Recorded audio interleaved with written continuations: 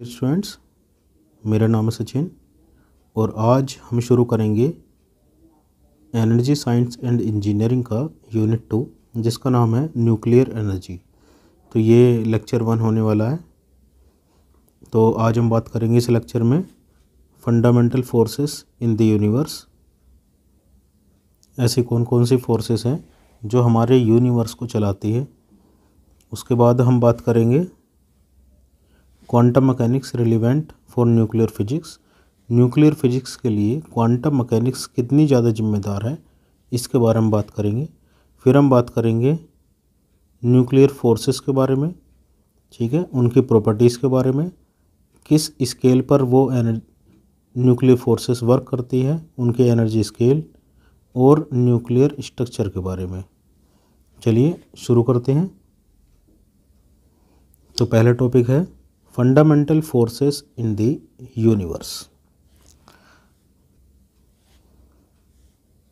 Fundamental forces govern the behaviour of matter and energy in the universe. हमारे universe में जितने भी matter और एनर्जी है उनके बिहेवियर को फंडामेंटल फोर्स ही कंट्रोल करती है and are essential for understanding the structure and interactions of all particles and objects। और ये फंडामेंटल फोर्सेस बहुत ज़्यादा ज़रूरी है समझने के लिए कि इन मैटर का स्ट्रक्चर कैसा होगा और उनके बीच में इंटरेक्शन किस प्रकार से होगा।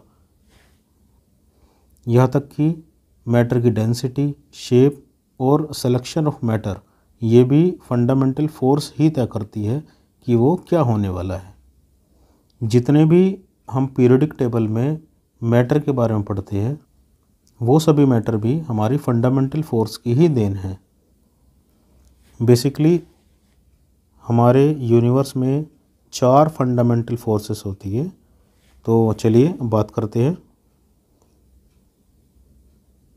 तो पहली फंडामेंटल फोर्स है gravitational force. This force is responsible for the attraction between objects with mass। सभी मास वाले जो ऑब्जेक्ट होते हैं उनके बीच में अट्रैक्शन ग्रेविटेशनल फोर्स के द्वारा ही होता है।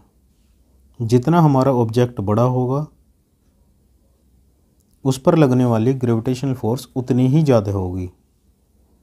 या मैं दूसरे तरीके से बात करूं कि जिस ऑब्जेक्ट में जितना ज़्यादा मास होता है उसकी ग्रेविटेशनल फोर्स उतनी ही ज़्यादा होती है दूसरे ऑब्जेक्ट को अट्रैक्ट करने के लिए। फॉर एग्ज़ाम्पल अगर मैं सन और अर्थ की बात करूं तो सन का मास अर्थ से काफ़ी ज़्यादा है, इसीलिए सन की ग्रेविटेशनल फोर्स अर्थ से काफ़ी ज़्यादा होगी। चलिए आगे देखते हैं। It acts over large distance. ये ग्रेविटेशनल फोर्स लार्ज डिस्टेंस पर ही एक्ट करती है और ये जितनी भी सारी फंडामेंटल फोर्स है उनकी सबसे वीकेस्ट फोर्स है ग्रेविटेशनल फोर्स। ठीक है, चलिए अब आगे चलते हैं। अगली फंडामेंटल फोर्स है electromagnetic force. This force is responsible for electric and magnetic effects between charged particles. जितने भी चार्ज पार्टिकल्स होते हैं या चार्ज ऑब्जेक्ट्स होते हैं उनके बीच में लगने वाले इलेक्ट्रिकल और मैग्नेटिक इफ़ेक्ट के लिए यही फोर्स जिम्मेदार होती है जिसका नाम है इलेक्ट्रोमैग्नेटिक फोर्स। ये फोर्स ग्रेविटेशनल फोर्स से स्ट्रॉन्ग होती है बट बाकी जितनी फोर्सेस है उन फोर्स से वीक होती है। ये फोर्स लॉन्ग डिस्टेंस और शॉर्ट डिस्टेंस दोनों पर एक्ट होती है। मतलब दो प्लैनेट के बीच में भी इलेक्ट्रोमैग्नेटिक फोर्स लग सकती है और इलेक्ट्रॉन और प्रोटॉन जो कि काफ़ी पास में होते हैं उनके बीच में भी इलेक्ट्रोमैग्नेटिक फोर्स लग सकती है। चलिए अब बात करते हैं अगली फोर्स के बारे में। अगली फोर्स होती है स्ट्रॉन्ग न्यूक्लियर फोर्स। ये force This force binds proton and neutrons together in the nucleus of an atom। इस फोर्स का काम है किसी भी एटम के न्यूक्लियस में मौजूद प्रोटॉन और न्यूट्रॉन को बांधे रखना। ये फोर्स यूनिवर्स की सबसे स्ट्रॉन्ग फोर्स होती है जो कि एक्ट करती है एक्सट्रीमली शॉर्ट डिस्टेंस पर। इस फोर्स की वजह से ही प्रोटॉन और न्यूट्रॉन बनते हैं। प्रोटॉन और न्यूट्रॉन बेसिकली क्वार्क्स से बनते हैं जो कि एक सब एटॉमिक पार्टिकल होता है जिसको बाइंड करके हम प्रोटॉन और न्यूट्रॉन बनते देखते हैं। बेसिकली क्वार्क्स ऐसा सब एटॉमिक पार्टिकल होता है जिसे हम ब्रेक नहीं कर सकते। अगली न्यूक्लियर फोर्स होती है वीक न्यूक्लियर फोर्स। ये भी एक फंडामेंटल फोर्स है हमारे यूनिवर्स में और ये फोर्स जिम्मेदार होती है रेडियो एक्टिव डिके के लिए और कुछ टाइप की न्यूक्लियर रिएक्शंस के लिए भी यही वीक न्यूक्लियर फोर्स जिम्मेदार होती है। ये फोर्स हमारी स्ट्रॉन्ग न्यूक्लियर फोर्स से वीक होती है और ये फोर्स भी बहुत कम रेंज पर लगती है। चलिए अब आगे चलते हैं। अगला टॉपिक है quantum mechanics relevant for nuclear physics. Quantum mechanics nuclear physics के लिए कितनी ज़्यादा जिम्मेदार है, कितनी ज़्यादा ज़रूरी है, ये हम बात करेंगे इस टॉपिक में। ठीक है। Quantum mechanics plays a crucial role in nuclear physics. ठीक है, इसका बहुत बड़ा रोल है न्यूक्लियर फिजिक्स में, specially in understanding the behaviour and interaction of particles. Particles के बिहेवियर और इंटरेक्शन को समझने के लिए हमें क्वांटम मैकेनिक्स ज़रूरी है, बहुत ज़्यादा ज़रूरी है विद इन एटॉमिक न्यूक्लियस। मतलब एटॉमिक न्यूक्लियस में रहने वाले प्रोटॉन और न्यूट्रॉन को समझने के लिए हमें क्वांटम मैकेनिक्स बहुत ज़्यादा ज़रूरी होती है। यहाँ पर कुछ की पॉइंट है जिससे हमें पता लगेगा कि क्वांटम मैकेनिक्स कितनी ज़्यादा रिलेवेंट है। तो पहला पॉइंट है nuclear structure and binding. Quantum mechanics explains, ये क्या एक्सप्लेन करती है, हाउ प्रोटॉन एंड न्यूट्रॉन्स, जिन्हें हम इकट्ठा न्यूक्लियॉन्स भी बोलते हैं, ठीक है, are bound together within atomic nucleus. कि क्वांटम मैकेनिक्स एक्सप्लेन करती है कि किस तरीके से प्रोटॉन और न्यूट्रॉन किसी एटॉमिक न्यूक्लियस में इकट्ठा रहते हैं या बाइंड होकर रहते हैं। It describes how these particles interact, ये पार्टिकल किस तरह से इंटरेक्ट करते हैं स्ट्रॉन्ग न्यूक्लियर फोर्स द्वारा। यही क्वांटम मैकेनिक्स हमें समझाती है। अगला की पॉइंट देखते हैं, क्वांटम मैकेनिक्स क्यों जरूरी है। अगला पॉइंट है shell structure. Similar to electrons in atoms, जैसे कि एटम्स में इलेक्ट्रॉन्स रहते हैं उसी तरीके से न्यूक्लियस में डिस्क्रीट एनर्जी लेवल्स होते हैं जिन्हें हम शेल्स भी कहते हैं। तो इन्हें समझने के लिए हम शेल मॉडल को पढ़ते हैं जो कि हमें क्वांटम मैकेनिक्स ही समझाती है। इस शेल मॉडल में हम न्यूक्लियर की स्टेबिलिटी, मैजिक नंबर्स और आइसोटोपिक प्रॉपर्टीज़ के बारे में पढ़ते हैं। तो आप समझ पा रहे होंगे कि क्वांटम मैकेनिक्स कितनी ज़्यादा रिलेवेंट है। अगला पॉइंट देखते हैं, nuclear reactions. Quantum mechanics governs the probabilities and outcomes of nuclear reactions. Quantum mechanics nuclear reactions से निकलने वाले आउटकम्स और प्रोबेबिलिटीज़ को भी कंट्रोल करती है या फिर एक अंदाज़ा लगा सकती है कि न्यूक्लियर रिएक्शंस में क्या होने वाला है, including nuclear decay, fusion and fission. तो ये न्यूक्लियर रिएक्शंस कौन कौन से हो सकती है, रेडियो एक्टिव डिके हो सकते हैं, फ्यूज़न हो सकता है और फिजन रिएक्शन हो सकती है। It also predict, quantum mechanics reaction rate को प्रिडिक्ट कर सकती है, एनर्जी डिस्ट्रीब्यूशन को प्रिडिक्ट कर सकती है। चलिए अब अगला पॉइंट देखते हैं जो कि बहुत ज़्यादा इम्पोर्टेंट है हमारे प्रैक्टिकल एस्पेक्ट के लिए। अगला पॉइंट है experimental techniques. Quantum mechanics guides the interpretation of experimental data from nuclear physics experiments. Nuclear physics experiment से मिलने वाले डेटा को हम किस तरह से इंटरप्रिटेट करें, यही क्वांटम मैकेनिक्स हमें गाइड करती है। Providing theoretical and numerical framework. Quantum mechanics हमें प्रोवाइड करती है थ्योरेटिकल और न्यूमेरिकल फ्रेमवर्क, जिससे हम न्यूक्लियर रिएक्टर को डिज़ाइन कर सकते हैं। तो ये 4 पॉइंट थे कि क्वांटम मैकेनिक्स किस तरीके से न्यूक्लियर फिजिक्स के लिए रिलेवेंट है।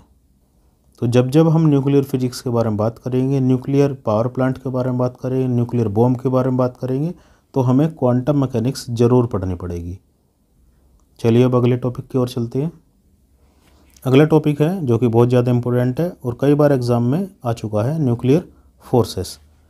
Nuclear forces are the forces that hold together the particle, जो कि अभी भी आपने पढ़ा था कि स्ट्रॉन्ग न्यूक्लियर फोर्स और वीक न्यूक्लियर फोर्स में कि न्यूक्लियर फोर्स कौन सी होती है।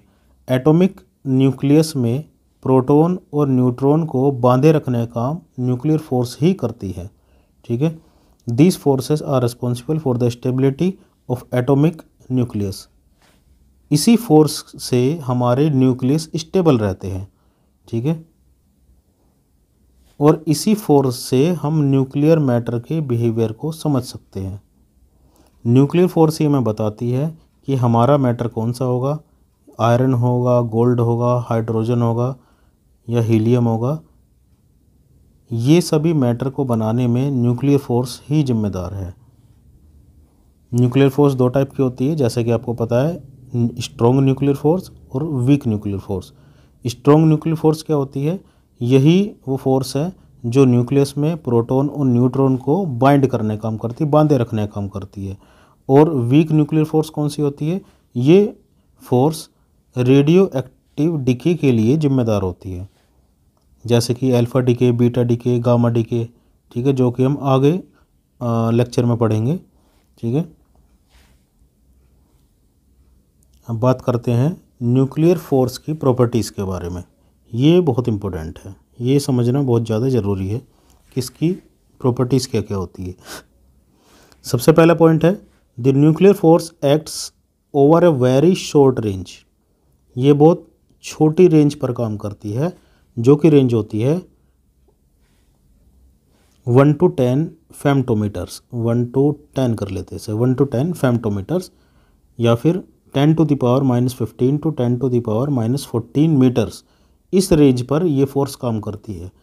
ये लगता है इतनी छोटी रेंज है, लेकिन ये फोर्स बहुत ज़्यादा स्ट्रॉन्ग फोर्स होती है।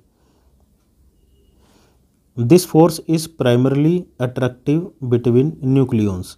ये न्यूक्लियॉन्स में के लिए अट्रैक्टिव फोर्स का काम करती है, मतलब प्रोटॉन और न्यूट्रॉन जो कि मिलकर न्यूक्लियॉन्स बनाते हैं, उनके अट्रैक्शन के पीछे यही फोर्स जिम्मेदार है। Nuclear forces are responsible for the binding energy that holds the nucleus together. Nuclear force binding energy के लिए जिम्मेदार होती है, और ये बाइंडिंग एनर्जी किस काम में आती है? न्यूक्लियस को होल्ड रखने के लिए काम में आती है। फोर्थ पॉइंट है this force is approximately charge independent. ये फोर्स चार्ज इंडिपेंडेंट होती है, तो ये प्रोटॉन हो चाहे न्यूट्रॉन हो, इन पर दोनों पर बराबर बराबर सा लगती है, सेम लगती है। जैसे कि प्रोटॉन आपको पता है कि पॉजिटिवली चार्ज होता है, न्यूट्रॉन न्यूट्रल होता है। ठीक है, तो इनके चार्ज पर चार्ज की वजह से ये फोर्स अलग अलग नहीं होती है, तो ये हम कह सकते हैं कि क्या होती है? चार्ज इंडिपेंडेंट फोर्स होती है। ठीक है, अगला पॉइंट देखते हैं this force determine the structure of atomic nucleus.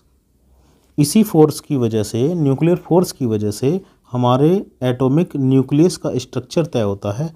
ठीक है, उसकी साइज क्या होगी, उसकी शेप क्या होगी, और वो किस तरीके से स्टेबल रहेगा, उसकी स्टेबिलिटी। तो ये सभी हो गई न्यूक्लियर फोर्स की प्रॉपर्टीज़। चलिए अब आगे चलते हैं। अगला टॉपिक है energy scale of nuclear forces,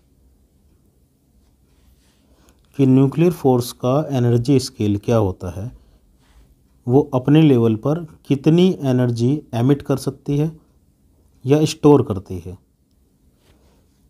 the nuclear force operates, ये न्यूक्लियर फोर्स ऑपरेट करती है on an energy scale of around 1 to 10 million electron volt. इसका एनर्जी स्केल कितना होता है, 1 से लेकर 10 मिलियन इलेक्ट्रॉन वोल्ट होता है। This energy scale is derived from the masses of the particle. ये कैसे ड्राइव होती है एनर्जी स्केल, ये डिपेंड करती है कि हमारा न्यूक्लियस में रहने वाले प्रोटॉन और न्यूट्रॉन के मास के ऊपर, और उनका मास ही डिसाइड करता है कि न्यूक्लियस में रहने वाले प्रोटॉन और न्यूट्रॉन, जिन्हें हम कलेक्टिवली न्यूक्लियॉन्स बोलते हैं, उनमें बाइंडिंग एनर्जी कितनी है। तो याद रखिएगा कि energy scale of nuclear force, या फिर अगर एनर्जी इसकी यूनिट की अगर हम बात करें तो इसकी यूनिट होती है मिलियन इलेक्ट्रॉन वोल्ट, जो कि हम बाद में भी यूज़ करेंगे कुछ रिएक्शंस को समझने के लिए। चलते हैं अगले टॉपिक की ओर, जो कि है न्यूक्लियर स्ट्रक्चर। ये बहुत इंपॉर्टेंट टॉपिक है। Nuclear structure refers to the arrangement and organization of proton and neutrons within an atomic nucleus।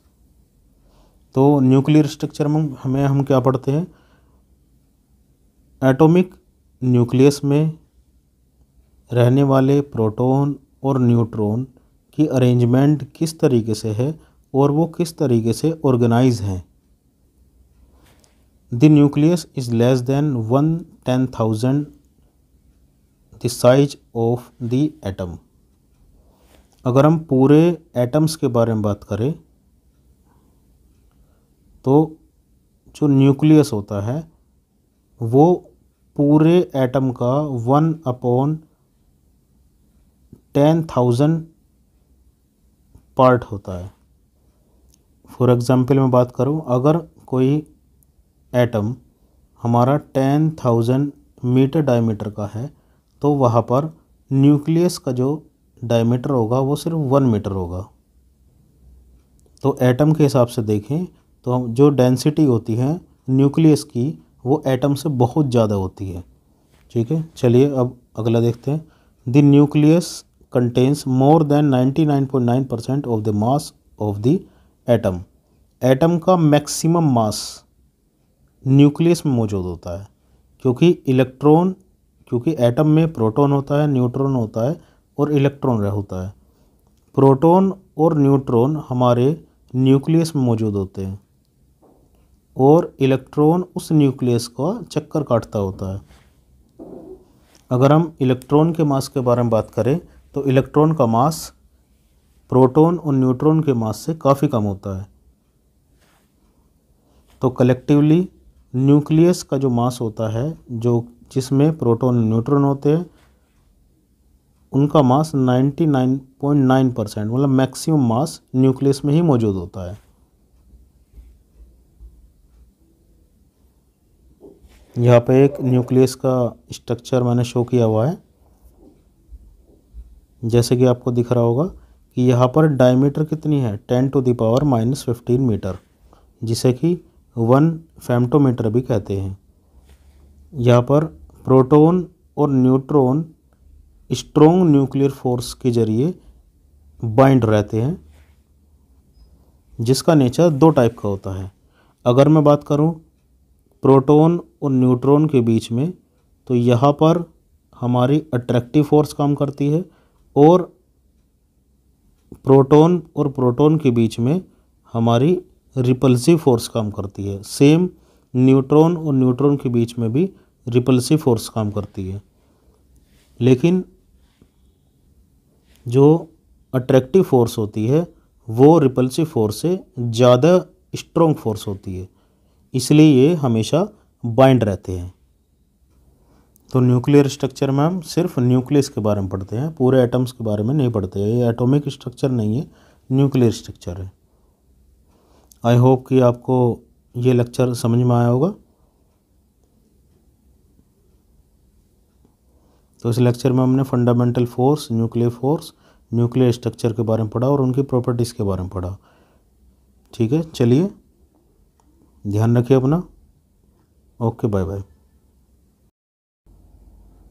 नमस्कार दोस्तों, मेरा नाम है सचिन और आज हम पढ़ेंगे यूनिट 2 न्यूक्लियर एनर्जी का लेक्चर नंबर 2। तो आज हम इस लेक्चर में कवर करेंगे न्यूक्लियर डिके, या फिर इसे भी रेडियो एक्टिव डिके भी कहते हैं।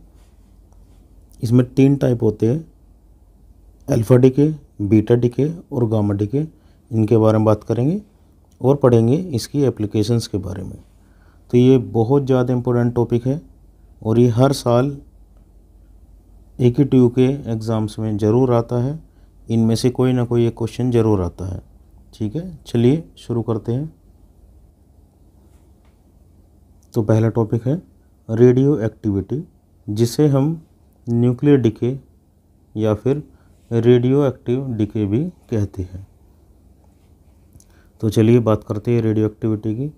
बेसिकली जो रेडियो एक्टिविटी होती है वो किसी भी एटम के न्यूक्लियस से निकलने वाले रेडिएशन के एमिशन को बोलते हैं। और ये रेडिएशन न्यूक्लियस से कब होता है? न्यूक्लियस जब हमारा न्यूक्लियस अनस्टेबल होता है। और ये रेडिएशन या फिर रेडियो एक्टिव डिके ये तब तक होता रहता है जब तक हमारा न्यूक्लियस स्टेबल ना हो जाए। जब हमारा न्यूक्लियस पहले से ज़्यादा स्टेबल हो जाता है तब उससे निकलने वाले रेडिएशन में भी कमी आ जाती है। तो जितना ज़्यादा न्यूक्लियस अनस्टेबल होगा उतना ही उससे रेडिएशन निकलेगा और वो स्टेबिलिटी की कंडीशन की ओर मूव करेगा। रेडियो एक्टिविटी के और भी काफ़ी सारे नाम हैं। रेडियो एक्टिविटी को रेडियो एक्टिव डिके या nuclear decay, radio active disintegration या न्यूक्लियर डिसइंटीग्रेशन भी कहते हैं। तो आपके एग्ज़ाम में ये किसी भी नाम से आ सकता है। ये 5 नाम हमको दिख गए होंगे: radio activity, radio active decay, nuclear decay, radio active disintegration और न्यूक्लियर डिसइंटीग्रेशन। इनमें से किसी भी नाम से आएगा तो आपको यही लिखना है। चलिए इसके एग्जाम्पल की बात करते हैं। बेसिकली रेडियो एक्टिविटी या न्यूक्लियर डिके न्यूक्लियर एलिमेंट्स या रेडियो एक्टिव एलिमेंट्स में होता है। जैसे कि आपको पता होगा कि यूरेनियम और थोरियम हमारी अर्थ में मौजूद रेडियो एक्टिव एलिमेंट्स हैं जिनसे लगातार रेडिएशन निकलता रहता है या फिर उनका रेडियो एक्टिव डिके लगातार होता रहता है क्योंकि वे अनस्टेबल कंडीशन में होते हैं या उनके न्यूक्लियस अनस्टेबल कंडीशन में होते हैं। और ये डिके कब तक चलेगा? ये डिके तब तक चलेगा जब तक उनके न्यूक्लियस स्टेबल कंडीशन में ना आ जाए। तो यूरेनियम और थोरियम का डिके करोड़ों सालों तक चलता रहता है और ये एलिमेंट्स रेडियम और रेडोन में बदल जाते हैं जिनका मास पुराने वाले एलिमेंट्स से कम होगा और उनके न्यूक्लियस पहले से ज़्यादा स्टेबल कंडीशन में होंगे। आई होप कि आपको ये टॉपिक सही से समझ में आ गया होगा। तो चलिए अब बात करते हैं इसके टाइप्स की ओर। इसके 3 टाइप्स होते हैं, अल्फा डिके, बीटा डिके और गामा डिके। तो पहले पढ़ते हैं अल्फा डिके के बारे में। तो पहला टाइप है जो कि बहुत इंपॉर्टेंट है, अल्फा डिके। बेसिकली जितने भी हमारे न्यूक्लियर डिके हैं उनमें सबसे बड़ा डिफरेंस होता है टाइप्स ऑफ रेडिएशन। मतलब रेडिएशन के तौर पर उसमें से क्या पार्टिकल या फिर क्या वेव निकल रही है। अगर मैं अल्फ़ा डिके की बात करूं तो अल्फ़ा डिके में रेडिएशन के तौर पर अल्फा पार्टिकल एमिट होता है। चलिए एक बार पढ़ते हैं। In alpha decay a positively charged particle, एक पॉजिटिवली चार्ज पार्टिकल होता है जो कि हीलियम 4 की तरह दिखता है, रेडिएशन के तौर पर एमिट होता है, जिसको हम अल्फा पार्टिकल का नाम देते हैं। अगर इस अल्फा पार्टिकल की बात करें तो इस अल्फा पार्टिकल में 2 प्रोटॉन होते हैं और 2 न्यूट्रॉन होते हैं। ये अल्फा पार्टिकल या अल्फा डीके कब डिस्कवर हुआ था? 1899 में रदरफोर्ड सर के द्वारा। अगर मैं बात करूं कि अल्फा पार्टिकल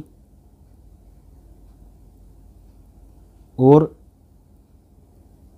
हीलियम के बीच में क्या डिफरेंस होता है?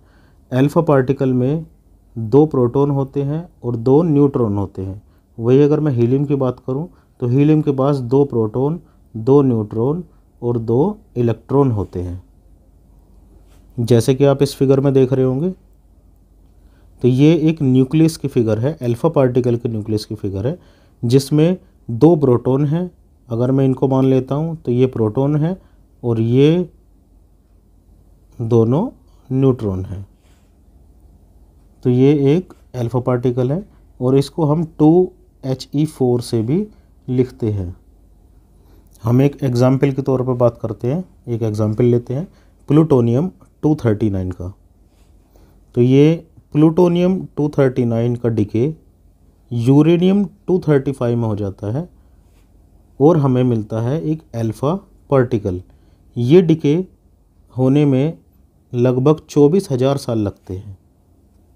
तो ये एक बहुत स्लो प्रोसेस है। अल्फा डीके एक स्लो प्रोसेस होता है जो कि काफ़ी टाइम लेता है। चलिए अब आगे चलते हैं। Alpha decay usually occurs in heavy nucleus such as uranium और प्लूटोनियम। जो अल्फा डीके होता है वो ज़्यादातर हैवी न्यूक्लियस में होता है। यह आपको देख रहे हैं कि यहाँ पर 239 जो एक नंबर है वो शो करता है प्रोटॉन प्लस न्यूट्रॉन को। तो 239 प्रोटॉन प्लस न्यूट्रॉन की संख्या है जो कि शो कर रहा है एक बहुत भारी न्यूक्लियस। अगर मैं और रेडियो एक्टिव डीके के बारे में कंपेयर करूं तो अल्फा पार्टिकल जो होता है वो सबसे ज़्यादा मास वाला पार्टिकल होता है।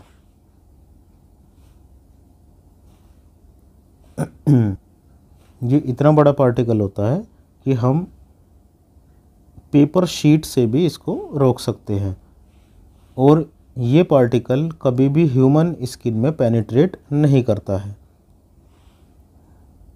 चलिए आगे चलते हैं।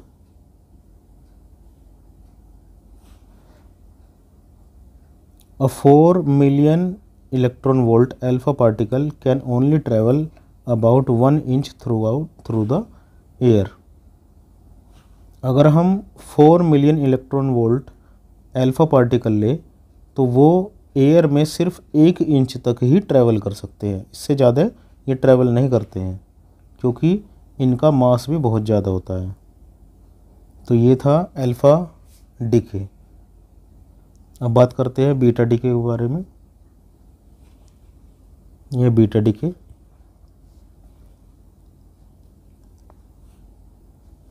Atoms emit beta particles through a process known as beta decay। ऐसा प्रोसेस जिसमें एटम्स बीटा पार्टिकल को एमिट या रेडिएट करते हैं उसको हम बीटा डीके कहते हैं। बीटा डीके कब होता है?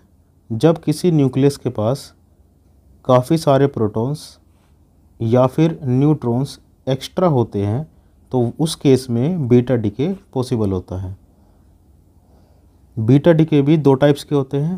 पहला टाइप होता है पॉजिटिव बीटा डीके, जहाँ पर positively charged beta particle release होता है जिसे हम पॉजिट्रॉन कहते हैं और एक न्यूट्रॉनो भी रिलीज होता है। बात करते हैं दूसरे टाइप्स के बारे में। द अदर टाइप जिसे कहते हैं नेगेटिव बीटा डिके, यहाँ पर एक negatively charged beta particle emit होता है या रिलीज़ होता है जिसे हम इलेक्ट्रॉन कहते हैं, और एंटी न्यूट्रिनो भी रिलीज़ होता है। अगर हम बात करो न्यूट्रिनो या फिर एंटी न्यूट्रिनो की, ये एक हाई एनर्जी एलिमेंट्री पार्टिकल होते हैं जिसमें कोई भी मास नहीं होता है।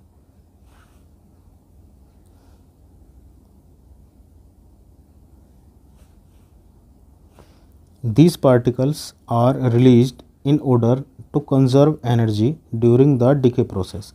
पूरे डिके प्रोसेस या फिर बीटा डिके प्रोसेस की बात करूं तो ये जो न्यूट्रिनो और एंटी न्यूट्रिनो पार्टिकल्स जो होते हैं वो एनर्जी को कंजर्व करके रखते हैं, बचा कर रखते हैं, छोड़ते नहीं हैं। तो आपने दो टाइप के बीटा डिके पढ़े, पॉजिटिव और नेगेटिव बीटा डिके। तो अगर मैं बात करूं, नेगेटिव बीटा डिके जो होता है वो काफ़ी कॉमन होता है, ठीक है, और पॉजिटिव बीटा डिके काफ़ी कम होता है।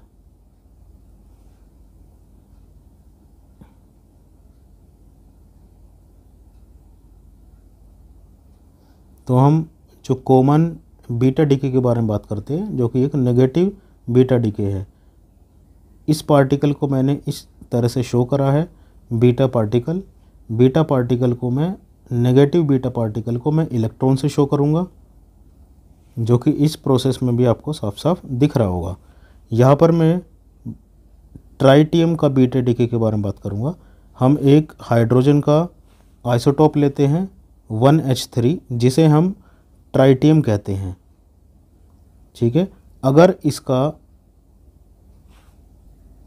हम न्यूक्लियर डिके या रेडियो एक्टिविटी की बात करते हैं तो इसका डिके 12.3 ईयर्स के आसपास टाइम लगता है। ये ट्राइटियम हीलियम के एक आइसोटोप में बदल जाता है और हमें बीटा पार्टिकल रेडिएशन के तौर पर मिलता है।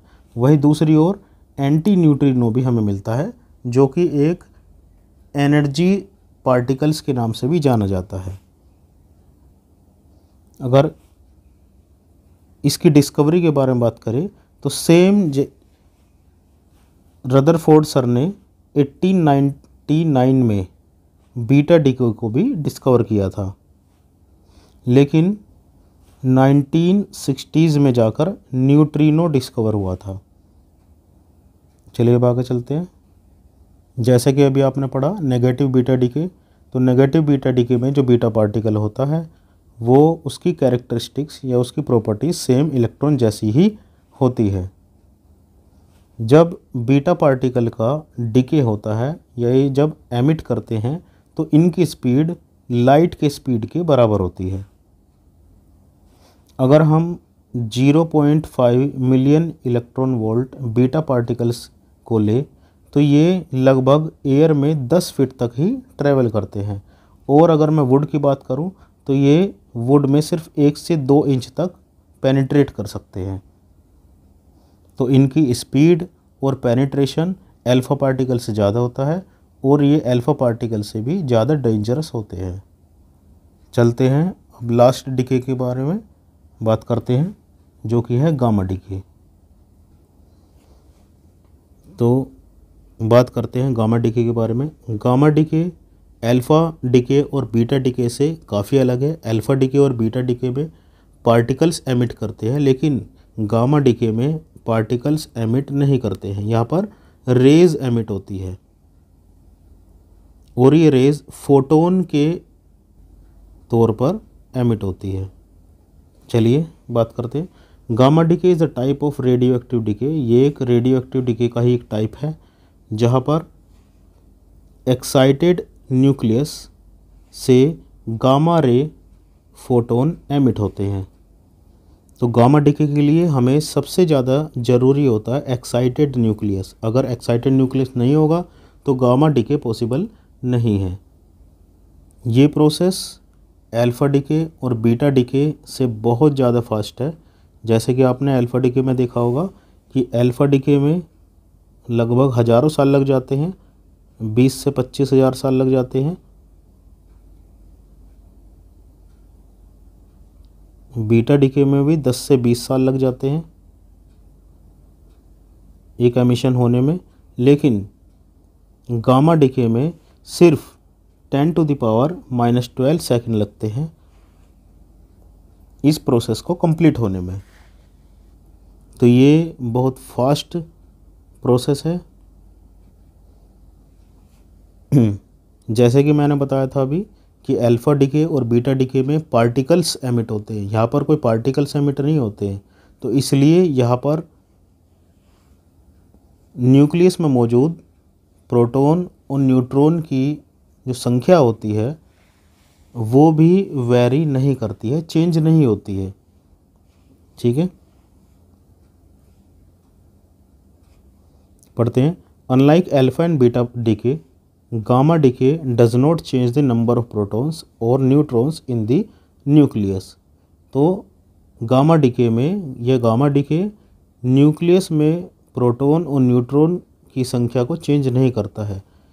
इट ओनली रिलीजेस एनर्जी, ये सिर्फ क्या करता है, एनर्जी को रिलीज करता है फोटॉन्स के तौर पर, bringing the nucleus from a higher energy state to a lower energy state.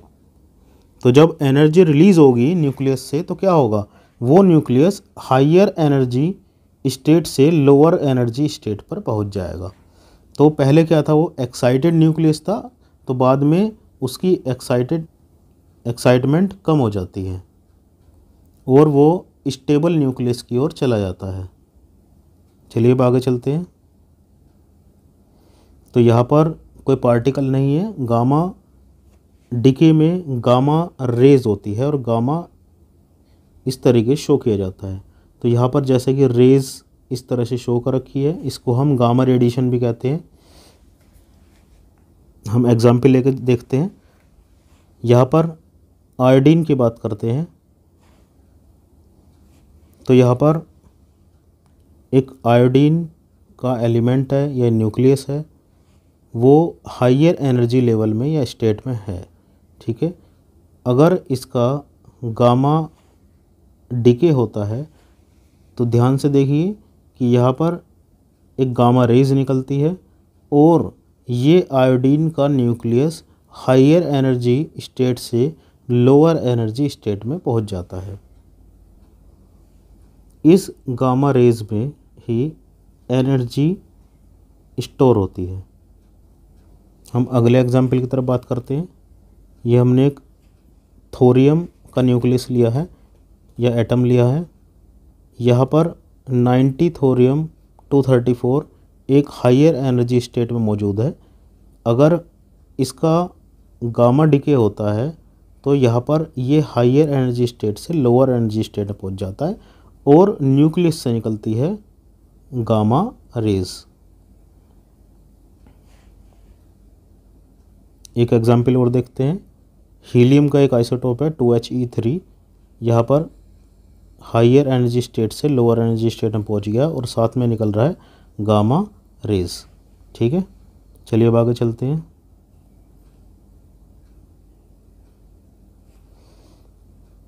Gamma decay typically occurs after other types of decay. Basically जो गामा डीके होता है वो बाकी डीके जो कि अल्फ़ा डीके और बीटा डीके है उनके होने के बाद जो हमारा नया एलिमेंट बनता है वो एक एक्साइटेड स्टेट में होता है और जिसका बाद में गामा डीके पॉसिबल हो जाता है। The nucleus then releases this excess energy as gamma radiation to reach a more stable lower energy state। तो अल्फ़ा डीके और बीटा डीके होने के बाद जो हमारा नया एलिमेंट होता है जो कि एक्साइटेड स्टेट में होता है या फिर हायर एनर्जी स्टेट में होता है उसका गामा डीके होता है और वहाँ पर रिलीज़ होती है एक्सेस एनर्जी, काफ़ी सारी एनर्जी जो कि एक गामा रेडिएशन के तौर पर होती है। और ये गामा डीके होने के बाद या गामा रेज निकलने के बाद वो एक ज़्यादा स्टेबल स्टेट में पहुंच जाता है जिसे हम लोअर एनर्जी स्टेट भी कहते हैं।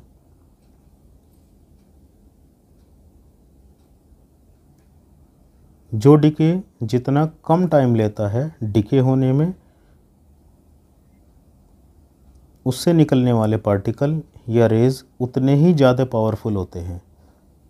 तो जैसे कि आपने देखा, गामा रेज या गामा डिके होने में 10⁻⁻12 सेकंड लगते हैं, जो कि अल्फ़ा डिके और बीटा डिके से तो बहुत कम है।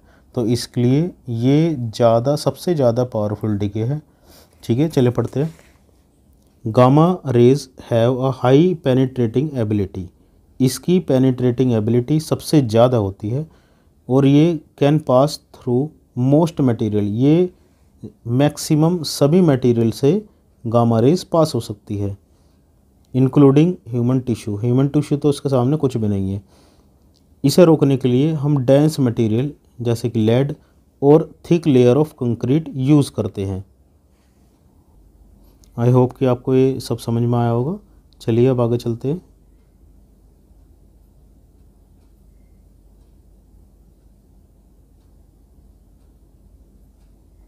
अब बात करते हैं हम अल्फ़ा, बीटा और गामा डिके की एप्लीकेशंस के बारे में। जैसे कि आप सबको पता होगा कि अल्फ़ा डिके में जो अल्फ़ा पार्टिकल होता है वो सबसे ज़्यादा मैसिव होता है, उसका सबसे ज़्यादा मास होता है। इसलिए इस डिके को हम स्मोक डिटेक्टर में यूज़ करते हैं। अल्फ़ा डिके को हम कैंसर ट्रीटमेंट में भी यूज़ करते हैं और रेडियोमेट्रिक डेटिंग में भी हम इसका यूज़ करते हैं। आप सबने शायद रेडियोमेट्रिक डेटिंग के बारे में सुना होगा या फिर कार्बन डेटिंग के बारे में तो सुना ही होगा। बेसिकली जब हम किसी रॉक्स या फॉसिल की एज के बारे में पता लगाते हैं तो हम रेडियोमेट्रिक डेटिंग प्रोसेस का यूज़ करते हैं। अब बात करते हैं बीटा डिके की एप्लीकेशन के बारे में कि बीटा डिके कहाँ कहाँ यूज़ होता है। हम बीटा डिके को मेडिकल इमेजिंग और ट्रीटमेंट में यूज़ करते हैं। इसका यूज़ हम रेडियोमेट्रिक डेटिंग में भी यूज़ करते हैं। अल्फ़ा डिके भी और बीटा डिके दोनों रेडियोमेट्रिक डेटिंग में यूज़ होता है। और बीटा डिके को हम इंडस्ट्रियल क्वालिटी कंट्रोल में भी यूज़ करते हैं। बात करते हैं गामा डिके की एप्लीकेशंस के बारे में। गामा डिके मेडिकल इमेजिंग और ट्रीटमेंट में यूज़ होता है, जो कि बीटा डिके भी होता है। ये इंडस्ट्रियल रेडियोग्राफी में यूज़ होता है। अगर मैं बात करूं इंडस्ट्रियल रेडियोग्राफी की, तो इंडस्ट्रियल रेडियोग्राफी का मतलब है कि जो हमारे इंडस्ट्रियल प्रोडक्ट होते हैं उनके जो इंटरनल पार्ट्स होते हैं, एक तरह से उनका एक्सरे खींचने के लिए हम गामा डिके का यूज़ करते हैं, क्योंकि उनके हम आउटर पार्ट्स तो देख सकते हैं, इंटरनल पार्ट्स नहीं देख सकते हैं।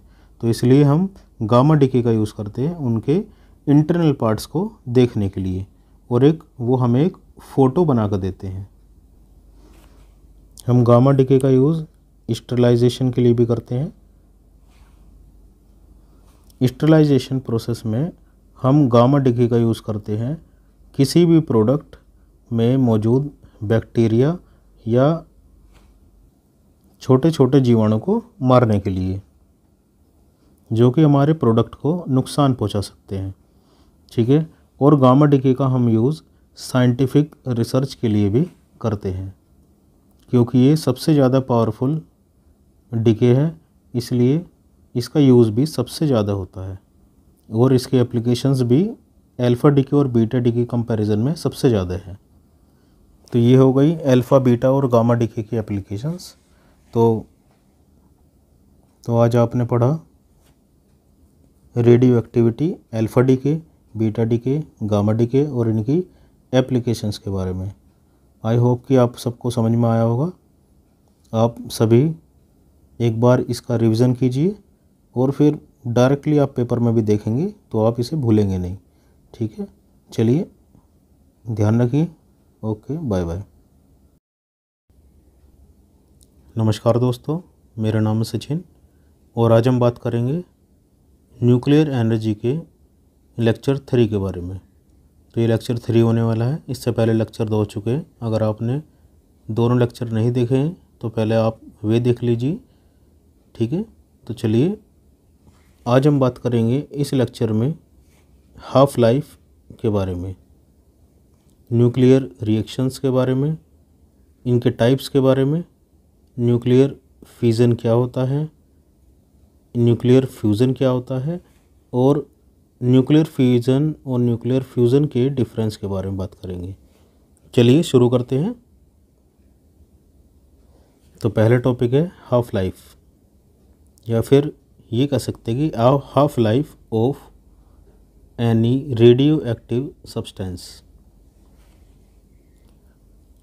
The half life of a radioactive substance is the time required. तो हाफ लाइफ क्या है? एक टाइम है, ठीक है, for half of the atoms in a sample to undergo radioactive decay. तो जब किसी रेडियो एक्टिव सब्सटेंस का रेडियो एक्टिव डिके होता है तो उस सब्सटेंस का मास धीरे धीरे घटने लगता है, या उस सब्सटेंस के एटम्स धीरे धीरे कम होने लगते हैं। तो उस सब्सटेंस का मास आधा होने में, या फिर उसमें मौजूद जितने भी एटम्स होते हैं उनका हाफ डिके होने में जितने टाइम की रिक्वायरमेंट होती है उसी को हम बोलते हैं हाफ लाइफ। तो हाफ लाइफ एक फंडामेंटल कंसेप्ट है किसके लिए? किसी भी रेडियो एक्टिव मटेरियल के लिए, जो कि टाइम टू टाइम चेंज होता रहता है। एक एग्जाम्पल के तौर पर समझते हैं। If a substance has a half life of 10 years. मान लीजिए कोई रेडियो एक्टिव सब्सटेंस है जिसकी हाफ लाइफ 10 ईयर्स है।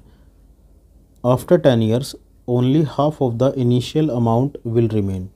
तो इस हाफ लाइफ ऑफ 10 ईयर्स का मतलब क्या है कि 10 साल बीतने के बाद ये अपने इनिशियल अमाउंट का सिर्फ आधा रह जाएगा, ठीक है। अगर हम बात करें 20 साल के बाद तो ये सिर्फ क्वार्टर रह जाएगा, 1/4 रह जाएगा, और इसी तरीके से इसका डिके होता रहेगा।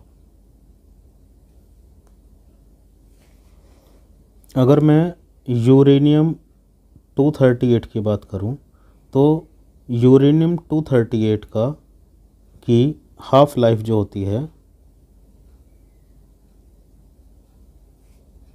वो 4.5 बिलियन ईयर्स होती है। जो हमारी अर्थ है,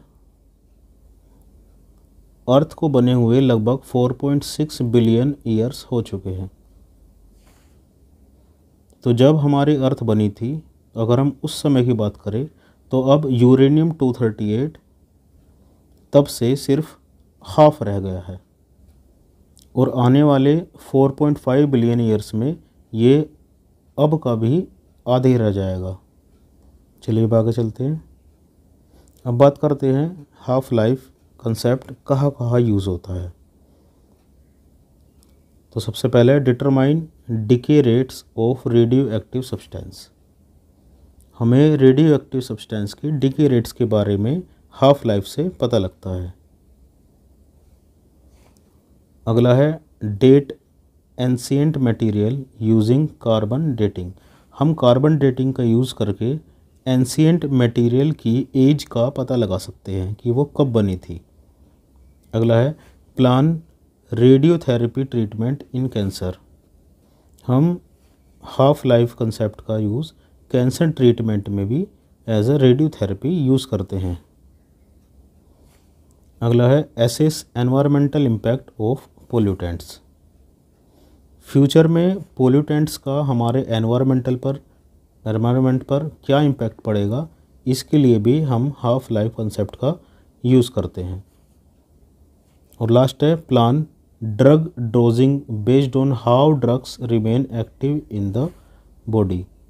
अगर हमें किसी ड्रग की हाफ लाइफ के बारे में जानकारी है तो हम ये पता लगा सकते हैं कि हमारी बॉडी में वो ड्रग कब तक एक्टिव रहेगा। तो हाफ लाइफ के ये थे यूज़। चलिए अब चलते हैं आगे। अब बात करते हैं न्यूक्लियर रिएक्शंस के बारे में। ये बहुत इम्पोर्टेंट टॉपिक है, तो इसको पढ़ना बहुत ज़्यादा ज़रूरी है।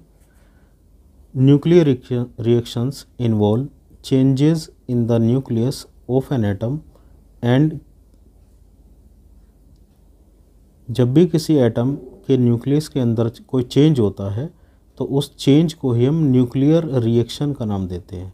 ठीक है, अभी हमने कुछ न्यूक्लियर रिएक्शंस पढ़ी हुई थी, जैसे कि अल्फा डीके, बीटा डीके और गामा डीके, और अब हम बात करेंगे फिज़न और फ्यूज़न के बारे में।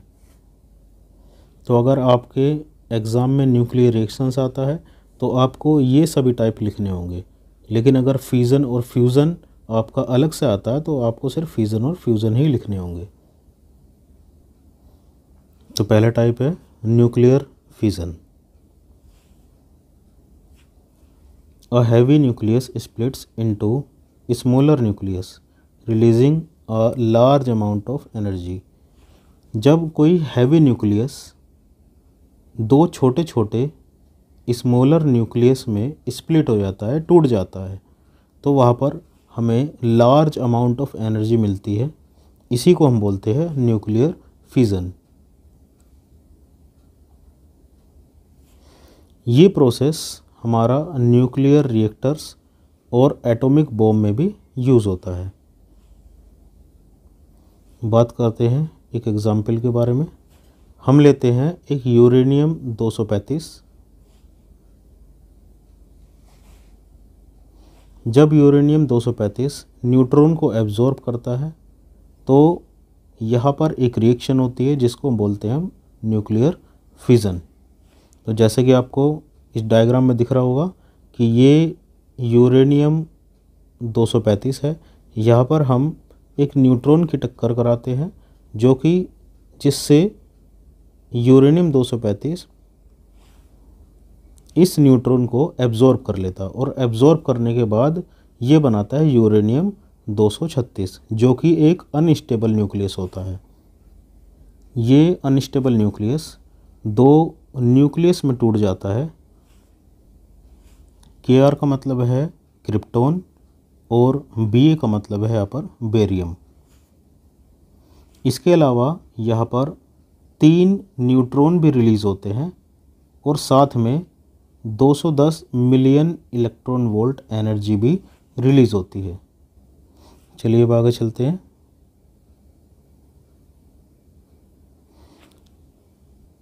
अगर हम यूरेनियम 235 की रिएक्शन के बारे में बात करें तो हम किस तरीके से लिखेंगे। यहाँ पर देखिए, यूरेनियम 235 में न्यूट्रॉन को प्लस किया या न्यूट्रॉन को ये एब्जॉर्ब करेगा और उसके बाद रिएक्शन होने के बाद ये दो छोटे छोटे न्यूक्लियस में टूट जाएगा जो कि बेरियम और क्रिप्टॉन है, और साथ में 3 न्यूट्रॉन को भी एमिट करेगा और साथ में 210 मिलियन इलेक्ट्रॉन वोल्ट एनर्जी भी रिलीज़ करेगा, जिसका यूज़ हम फर्दर एक्टिविटी या इलेक्ट्रिकल एनर्जी के लिए यूज़ कर सकते हैं। कुछ एग्जाम्पल की और बात करते हैं जो कि एक ही ट्यूब में आने के काफ़ी ज़्यादा चांस होते हैं। तो बात करते हैं यूरेनियम 233 के बारे में, 233 के बारे में। यूरेनियम 233 हमारे दो छोटे छोटे न्यूक्लियस में टूट जाता है। यहाँ पर Xe को हम डिनोट करते हैं जीनोन के लिए और Sr को स्ट्रोंटियम के लिए। तो सेम न्यूक्लियर फ्यूजन रिएक्शन है, बस यहाँ पर पेरेंट एटम और डॉटर एटम अलग अलग है। न्यूक्लियर फ्यूजन रिएक्शन में हर रिएक्शन में सेम 3 न्यूट्रॉन रिलीज़ होते हैं, साथ में एनर्जी भी रिलीज़ होती है।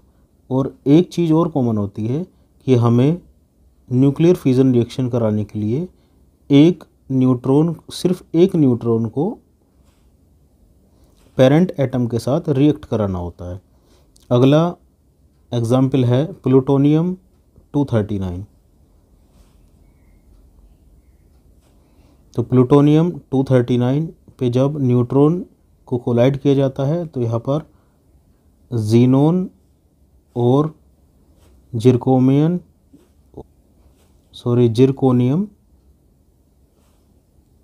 एटम्स बनते हैं और साथ में 3 न्यूट्रॉन रिलीज़ होते हैं और एनर्जी भी रिलीज़ होती है। यहाँ पर मैंने इन सभी को डिनोट किया है कि barium Ba, krypton Kr, xenon Xe, strontium Sr और जिरकोनियम Zr। तो basically 3 important nuclear fission reaction मैंने आपको करा दी है, जो कि एग्ज़ाम में आती ही आती है। चलिए अब आगे चलते हैं। अगला टाइप है न्यूक्लियर फ्यूज़न। ये न्यूक्लियर रिएक्शन न्यूक्लियर फिजन से बिल्कुल अपोजिट है। न्यूक्लियर फिजन में एक लार्ज न्यूक्लियस 2 छोटे छोटे न्यूक्लियस में टूट जाता है। यहाँ पर 2 छोटे छोटे न्यूक्लियस कंबाइन होकर एक हैवियर न्यूक्लियस बनाते हैं और साथ में एनर्जी भी रिलीज़ करते हैं।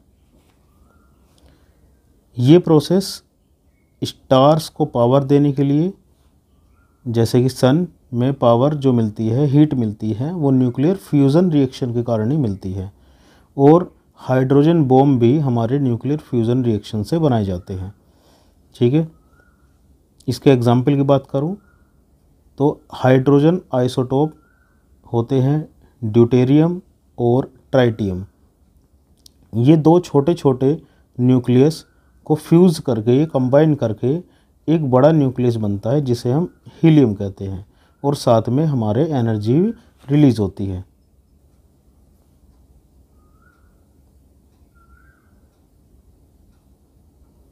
अगर मैं क्लासिकल फिजिक्स की बात करूं तो किसी भी एलिमेंट को तोड़ने पर हमें एनर्जी मिलती है और 2 एलिमेंट को जोड़ने के लिए हमें एनर्जी की ज़रूरत होती है। लेकिन यहाँ पर एनर्जी कैसे हो रही है? हमें न्यूक्लियर फ्यूज़न रिएक्शन में एनर्जी मिल रही है, जबकि ये तो एक कंबाइनिंग प्रोसेस है। तो ये किस तरीके से होती है, चलिए बात करते हैं। This process releases energy. यहाँ पर एनर्जी रिलीज कैसे होती है? Because the resulting nucleus has less मास। यहाँ पर जो हमारा रिजल्टिंग न्यूक्लियस होता है, जो हमें 2 लाइटर न्यूक्लियस को जोड़ने के बाद जो मिलता है, उसका मास बाकी पुराने वाले 2 ओरिजिनल न्यूक्लियस से कम होता है। तो जो हमारा लेफ्ट ओवर मास जो हमारा बचा, वही हमारा एनर्जी में कन्वर्ट हो जाता है। इस डायग्राम को ध्यान से देखिए। यहाँ पर हम ड्यूटेरियम और ट्राइटियम, जो कि हमारे हल्के हल्के या लाइटर न्यूक्लियस है, उनको हम कंबाइन करते हैं। तो कंबाइन होने के बाद यहाँ पर एक फ्यूज़न रिएक्शन होती है। इस फ्यूज़न रिएक्शन से हमें हीलियम एक बाई प्रोडक्ट मिलता है, साथ में एक न्यूट्रॉन रिलीज़ होता है और एनर्जी भी रिलीज़ होती है। तो अगर मैं इस रिएक्शन के बारे में बात करूं, इसको किस तरीके से लिखेंगे, तो सबसे पहले ड्यूटेरियम और ट्राइटियम को जब कंबाइन किया जाता है, तो यहाँ पर हमें इन्हें कंबाइन करने के लिए हाई टेम्परेचर की ज़रूरत पड़ती है। और कंबाइन होने के बाद एक फ्यूज़न रिएक्शन होती है, जिससे हमें एक हीलियम बाई प्रोडक्ट मिलता है, न्यूट्रॉन रिलीज़ होता है और 17.59 मिलियन इलेक्ट्रॉन वोल्ट लगभग एनर्जी रिलीज़ होती है। आई होप कि ये न्यूक्लियर फ्यूज़न रिएक्शन भी आपके सबको समझ में आई होगी। बहुत इजी है, कुछ इसमें कुछ ऐसा है नहीं। आपने शायद अपने 11th-12th में भी ये पढ़ी होगी। चलिए अब आगे चलते हैं। अब बात करते हैं इनके डिफरेंस के बारे में। डिफरेंस बहुत ज़्यादा इम्पोर्टेंट है, जो कि आपके AKTU के एग्ज़ाम्स में भी आता रहता है। ठीक है, तो चलिए देखते हैं। पहला न्यूक्लियर फिजन और न्यूक्लियर फ्यूज़न, इनकी डेफिनेशन ही हमें इनके डिफरेंस को समझा देती है। हम पढ़ते हैं, जैसे fission is the splitting of a large atom into 2 और मोर स्मॉलर वंस। फिजन रिएक्शन में एक बड़ा एटम 2 या 2 से ज़्यादा छोटे एटम्स में टूट जाता है। वही दूसरी ओर न्यूक्लियर फ्यूज़न रिएक्शन में 2 या 2 से ज़्यादा लाइटर एटम्स एक बड़े एटम्स में कंबाइन हो जाते हैं, जिसे हम फ्यूज़न रिएक्शन भी कहते हैं। इनकी बात करते हैं अकरेंस के बारे में, ये कहाँ मौजूद होती है। तो जो फ्यूज़न रिएक्शन होती है वो does not normally occur in nature, वो नेचर में या यूनिवर्स में मौजूद नहीं होती है। तो जब हमने ये न्यूक्लियर फ्यूज़न रिएक्शन अपने अर्थ पे करवाई थी तो हमें एक बहुत बड़ी उपलब्धि मिली थी। उससे पहले हम न्यूक्लियर फ्यूज़न रिएक्शन के बारे में नहीं जानते थे, जबकि न्यूक्लियर फ्यूज़न रिएक्शन के बारे में हम पहले से जानते थे। तो अगर हम फ्यूज़न रिएक्शन के बारे में बात करें तो जो फ्यूज़न रिएक्शन होती है वो सभी स्टार्स पर होती है, सच एज द सन पर भी ये रिएक्शन होती है। अब बात करते हैं एनर्जी रिक्वायरमेंट के बारे में कि इन रिएक्शन को कराने के लिए कितनी एनर्जी की रिक्वायरमेंट होती है। न्यूक्लियर फ्यूज़न रिएक्शन में लिटिल एनर्जी, बहुत कम एनर्जी की रिक्वायरमेंट होती है to split two atoms in a fusion reaction. Fusion reaction में किसी एक बड़े एटम को दो छोटे छोटे एटम में तोड़ने के लिए बहुत कम एनर्जी की रिक्वायरमेंट होती है। लेकिन न्यूक्लियर फ्यूज़न रिएक्शन में एक्सट्रीमली हाई एनर्जी की रिक्वायरमेंट होती है, ठीक है, जिससे हम दो एटम्स को फ्यूज़ करते हैं या फिर जोड़ देते हैं। तो अगर हम अर्थ पर बात करें तो न्यूक्लियर फ्यूज़न रिएक्शन करानी आसान है और न्यूक्लियर फ्यूज़न रिएक्शन करानी थोड़ी मुश्किल है, क्योंकि यहाँ पर एनर्जी रिक्वायरमेंट बहुत ज़्यादा हाई होती है। चलते अब अगले डिफरेंस के बारे में जानते हैं। एनर्जी रिलीज्ड, पहले बात करिए एनर्जी रिक्वायरमेंट और अब बात करेंगे एनर्जी रिलीज के बारे में कि इस रिएक्शन से कितनी एनर्जी रिलीज होती है। तो न्यूक्लियर फ्यूज़न रिएक्शन में the energy released by fusion is million times greater than that released in chemical reaction. किसी भी केमिकल रिएक्शन से अगर हम कंपेयर करें तो यहाँ पर million times greater than energy release होती है न्यूक्लियर फ्यूज़न रिएक्शन में। लेकिन ये न्यूक्लियर फ्यूज़न रिएक्शन से काफ़ी कम होती है। अब अगर हम फ्यूज़न की बात करें, the energy released by fusion is 3 to 4 times greater than fusion. तो न्यूक्लियर फ्यूज़न रिएक्शन में हमें जो एनर्जी रिलीज्ड होती है वो न्यूक्लियर फ्यूज़न से 3 to 4 टाइम्स ज़्यादा होती है। चलिए अब आगे चलते हैं, बात करते हैं एनर्जी प्रोडक्शन कि इसका यूज़ करके हम दोनों न्यूक्लियर फ्यूज़न और फ्यूज़न का यूज़ करके हम एनर्जी प्रोडक्शन कैसे कर सकते हैं। हम न्यूक्लियर फ्यूज़न का यूज़ न्यूक्लियर पावर प्लांट में करते हैं, लेकिन जो फ्यूज़न रिएक्शन होती है, क्योंकि यहाँ से हमें एनर्जी बहुत ज़्यादा रिलीज़ होती है, इसलिए ये टेक्नोलॉजी सिर्फ एक्सपेरिमेंटल ही लागू हो सकती है, ठीक है। ये इस न्यूक्लियर फ्यूज़न का हम यूज़ इलेक्ट्रिसिटी प्रोडक्शन के लिए नहीं करते हैं, क्योंकि इससे रिलीज़ होने वाली एनर्जी को हम कंट्रोल नहीं कर सकते हैं।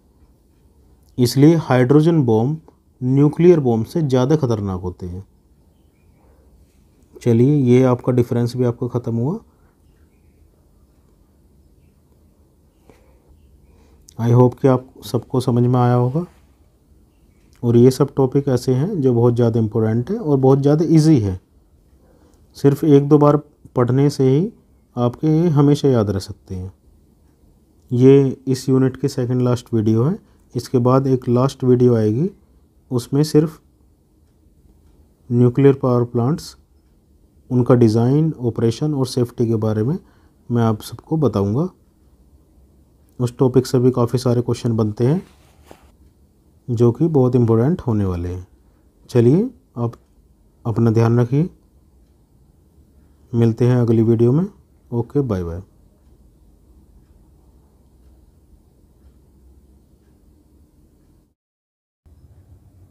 हेलो माय डियर स्टूडेंट्स, मेरा नाम है सचिन और आज हम पढ़ेंगे यूनिट 2 न्यूक्लियर एनर्जी का लेक्चर नंबर 4।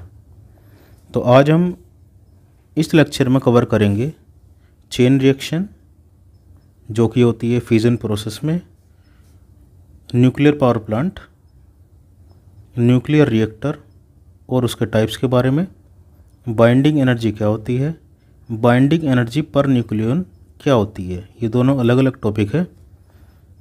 और फिर हम बात करेंगे बाइंडिंग एनर्जी कर्व के बारे में, और लास्ट हम पढ़ेंगे, हम देखेंगे कुछ प्रीवियस ईयर क्वेश्चंस जो हमारे AKTU में आ चुके हैं। ठीक है, चलिए शुरू करते हैं। तो हम बात करेंगे चेन रिएक्शन के बारे में कि चेन रिएक्शन क्या होती है। बेसिकली चेन रिएक्शन एक ऐसा प्रोसेस है जहाँ पर मल्टीपल रिएक्शंस होती है, और ये मल्टीपल रिएक्शंस तब तक होती है जब तक एंड पॉइंट नहीं आ जाता, या उसके बाद कोई पॉसिबिलिटी बचती ही नहीं है कि आगे रिएक्शन होना। उसी को हम कहते हैं चेन रिएक्शन। एक एग्जाम्पल के तौर पर हम बात करते हैं कि फायर एक चेन रिएक्शन का एग्जाम्पल है। ये रिएक्शन हमारी तब तक होती रहती है जब तक उस रिएक्शन में यूज़ होने वाले मटेरियल सारा का सारा यूज़ ना हो जाए, और उसके बाद एक एंड पॉइंट आता है जहाँ पर हमारा सारा मटेरियल यूज़ हो जाता है और हमारी चेन रिएक्शन स्टॉप हो जाती है। बेसिकली चेन रिएक्शन दो टाइप की होती है। पहली होती है रेडिकल रिएक्शन और दूसरी होती है nuclear fusion reaction. Basically radical reaction एक केमिकल रिएक्शन है जिसमें इलेक्ट्रॉन की जंपिंग होती रहती है। वही दूसरी ओर न्यूक्लियर फ्यूजन हमारी एक चेन रिएक्शन है जहाँ पर न्यूट्रॉन जिम्मेदार होता है इस रिएक्शन को करवाने के लिए। तो इस रिएक्शन को हम डिटेल में पढ़ेंगे। तो अगला टॉपिक है न्यूक्लियर चेन रिएक्शन। चलिए बात करते हैं।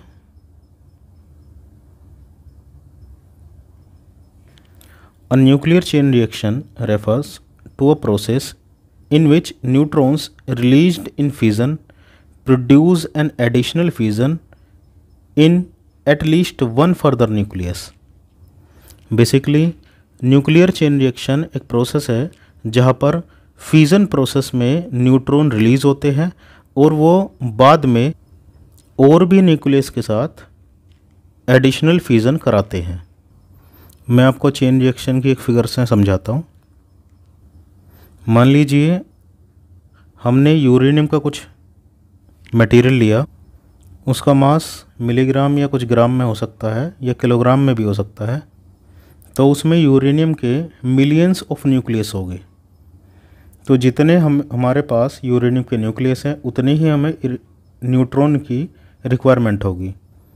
लेकिन हम इतने सारे न्यूट्रॉन की टक्कर एक साथ नहीं कराते हैं, हम सिर्फ एक न्यूट्रॉन की टक्कर यूरेनियम से कराते हैं।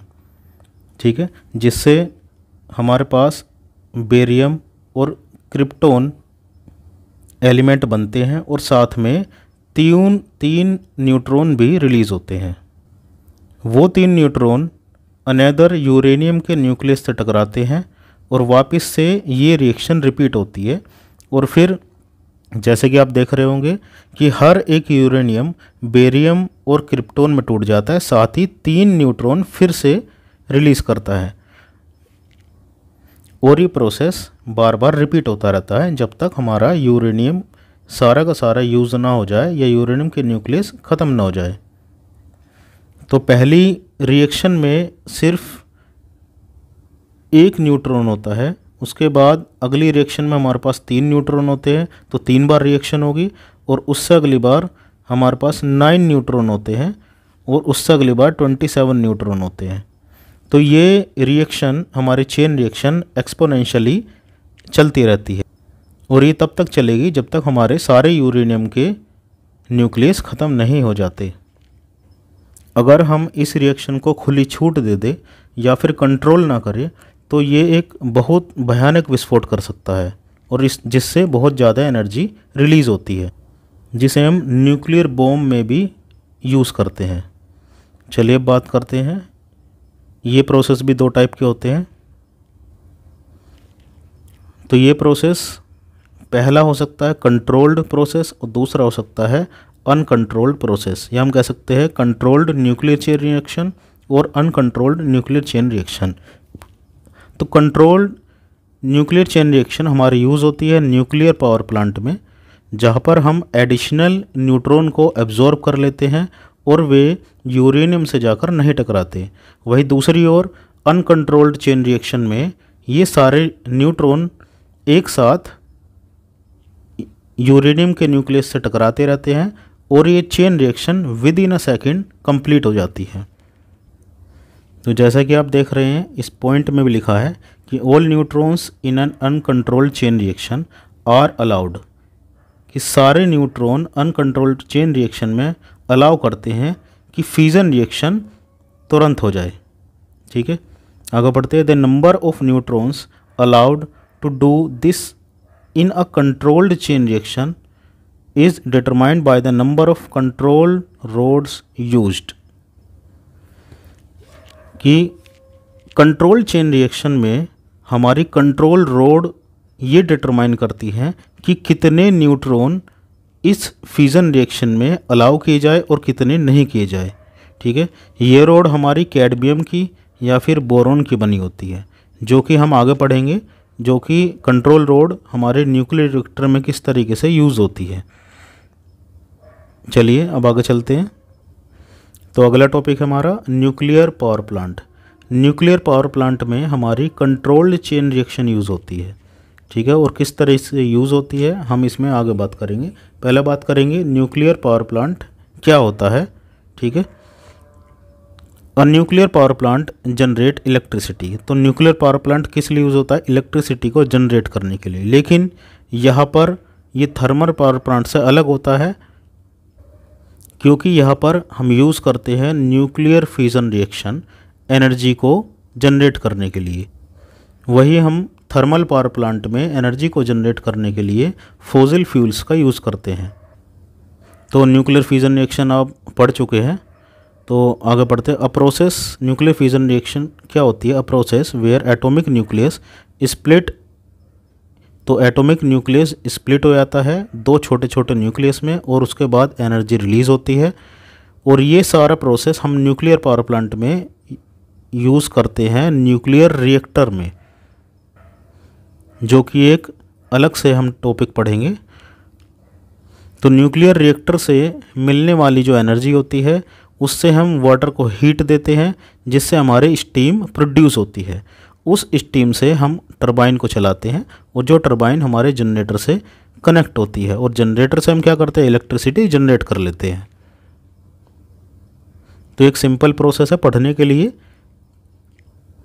तो न्यूक्लियर पावर प्लांट हमारा किस लिए जाना जाता है? Nuclear power plant are known for their ability to produce large amount of electricity. इससे क्या होता है कि हमारे कम फ्यूल से या कम रेडियो एक्टिव मटेरियल से हम बहुत ज़्यादा इलेक्ट्रिसिटी प्रोड्यूस कर सकते हैं। और क्या होता है?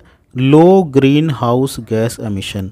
यहाँ पर क्या होता है? पोल्यूशन भी बहुत कम होता है, और जितना भी पोल्यूशन होता है वो हमारा रेडिएशन के तौर पर होता है। चलिए अब आगे चलते हैं। तो हम देखेंगे न्यूक्लियर पावर प्लांट में क्या प्रॉब्लम आती है। They also come with challenges. यहाँ पर बहुत सारे चैलेंज होते हैं, जैसे कि हम रेडियो एक्टिव वेस्ट को किस तरह से मैनेज करेंगे।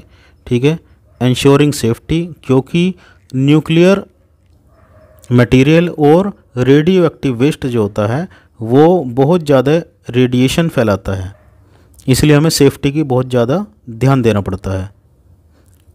उसी की वजह से हमारी कंस्ट्रक्शन में जो कॉस्ट आती है वो बहुत ज़्यादा हाई होती है as compare to thermal power plant. और डीकमीशनिंग के लिए भी हमें बहुत ज़्यादा कॉस्ट का सामना करना पड़ता है, और साथ में सेफ्टी का भी ध्यान रखना पड़ता है। यहाँ पर डीकमीशनिंग वर्ड का मतलब है कि अगर हमें न्यूक्लियर पावर प्लांट को बंद करना हो तो उसके लिए हम टर्म यूज़ करते हैं डीकमीशनिंग। आई होप कि आप सबको समझ में आया होगा। चलिए अब आगे चलते हैं। एक बार इसके फिगर से भी हम समझेंगे न्यूक्लियर पावर प्लांट किस तरह से वर्क करता है। यहाँ पर आपको दो साइकिल दिख रही होगी, एक साइकिल या एक लूप ये है और दूसरा लूप ये है। यहाँ पर दो लूप हैं, जबकि थर्मल पावर प्लांट में सिर्फ एक लूप होता है। तो शुरुआत करते हैं हम न्यूक्लियर रिएक्टर के पंप से। तो हमारा पंप क्या काम करता है?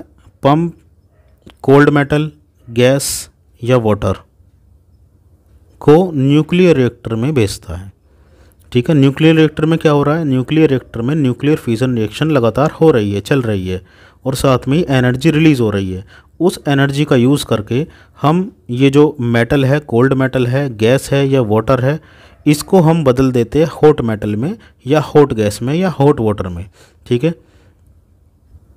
और ये मटेरियल जाता है फिर हीट एक्सचेंजर में, और दूसरी तरफ से हमारा जो फीड पंप होता है, जो कि आपको दिख रहा होगा फीड वाटर पंप, ये वाटर को भी हीट एक्सचेंजर में भेजता है, जो कि न्यूक्लियर रिएक्टर से आने वाले आउटपुट से स्टीम में कन्वर्ट हो जाता है। ठीक है, ये स्टीम हमारी टरबाइन को चलाती है। ठीक है, और टरबाइन से कनेक्ट होता है जनरेटर, जिससे हम इलेक्ट्रिसिटी को जनरेट कर सकते हैं।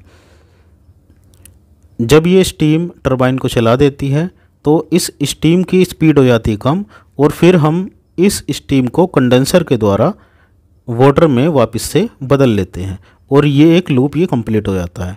अगर मैं दूसरे पुराने वाले लूप की बात करूं, तो जब हीट एक्सचेंजर में ये अपनी हीट वाटर को दे देता है, तो वही इसका टेम्परेचर कम हो जाता है, और फिर वापस से ये कोल्ड मेटल या कोल्ड गैस या फिर कोल्ड वाटर में बदल जाता है, और वापस से कहा जाता है पंप की ओर।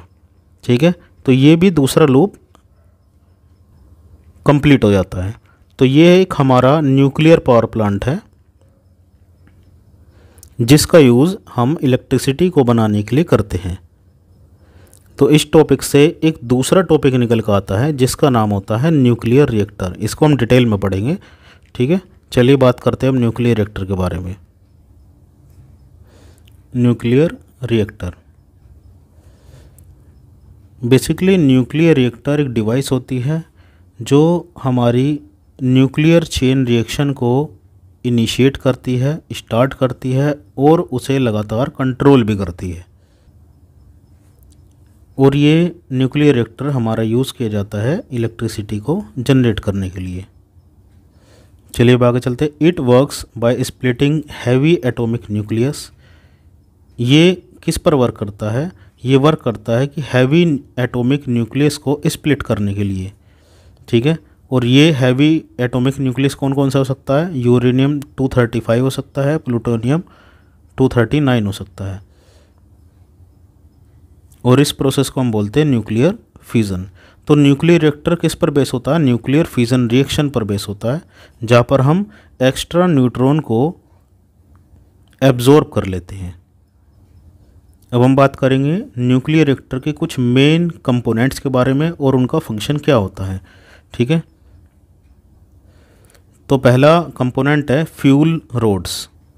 जैसे कि नाम से ही पता लग रहा होगा कि ऐसी रोड जो किससे बनी होती है, फ्यूल से बनी होती है। और यहाँ पर फ्यूल कौन सा यूज़ होता है, यूरेनियम या फिर प्लूटोनियम। देखते हैं, these rods contain the nuclear fuel. तो ये रोड क्या कंटेन करती है, क्या रखती है, न्यूक्लियर फ्यूल को रखती है।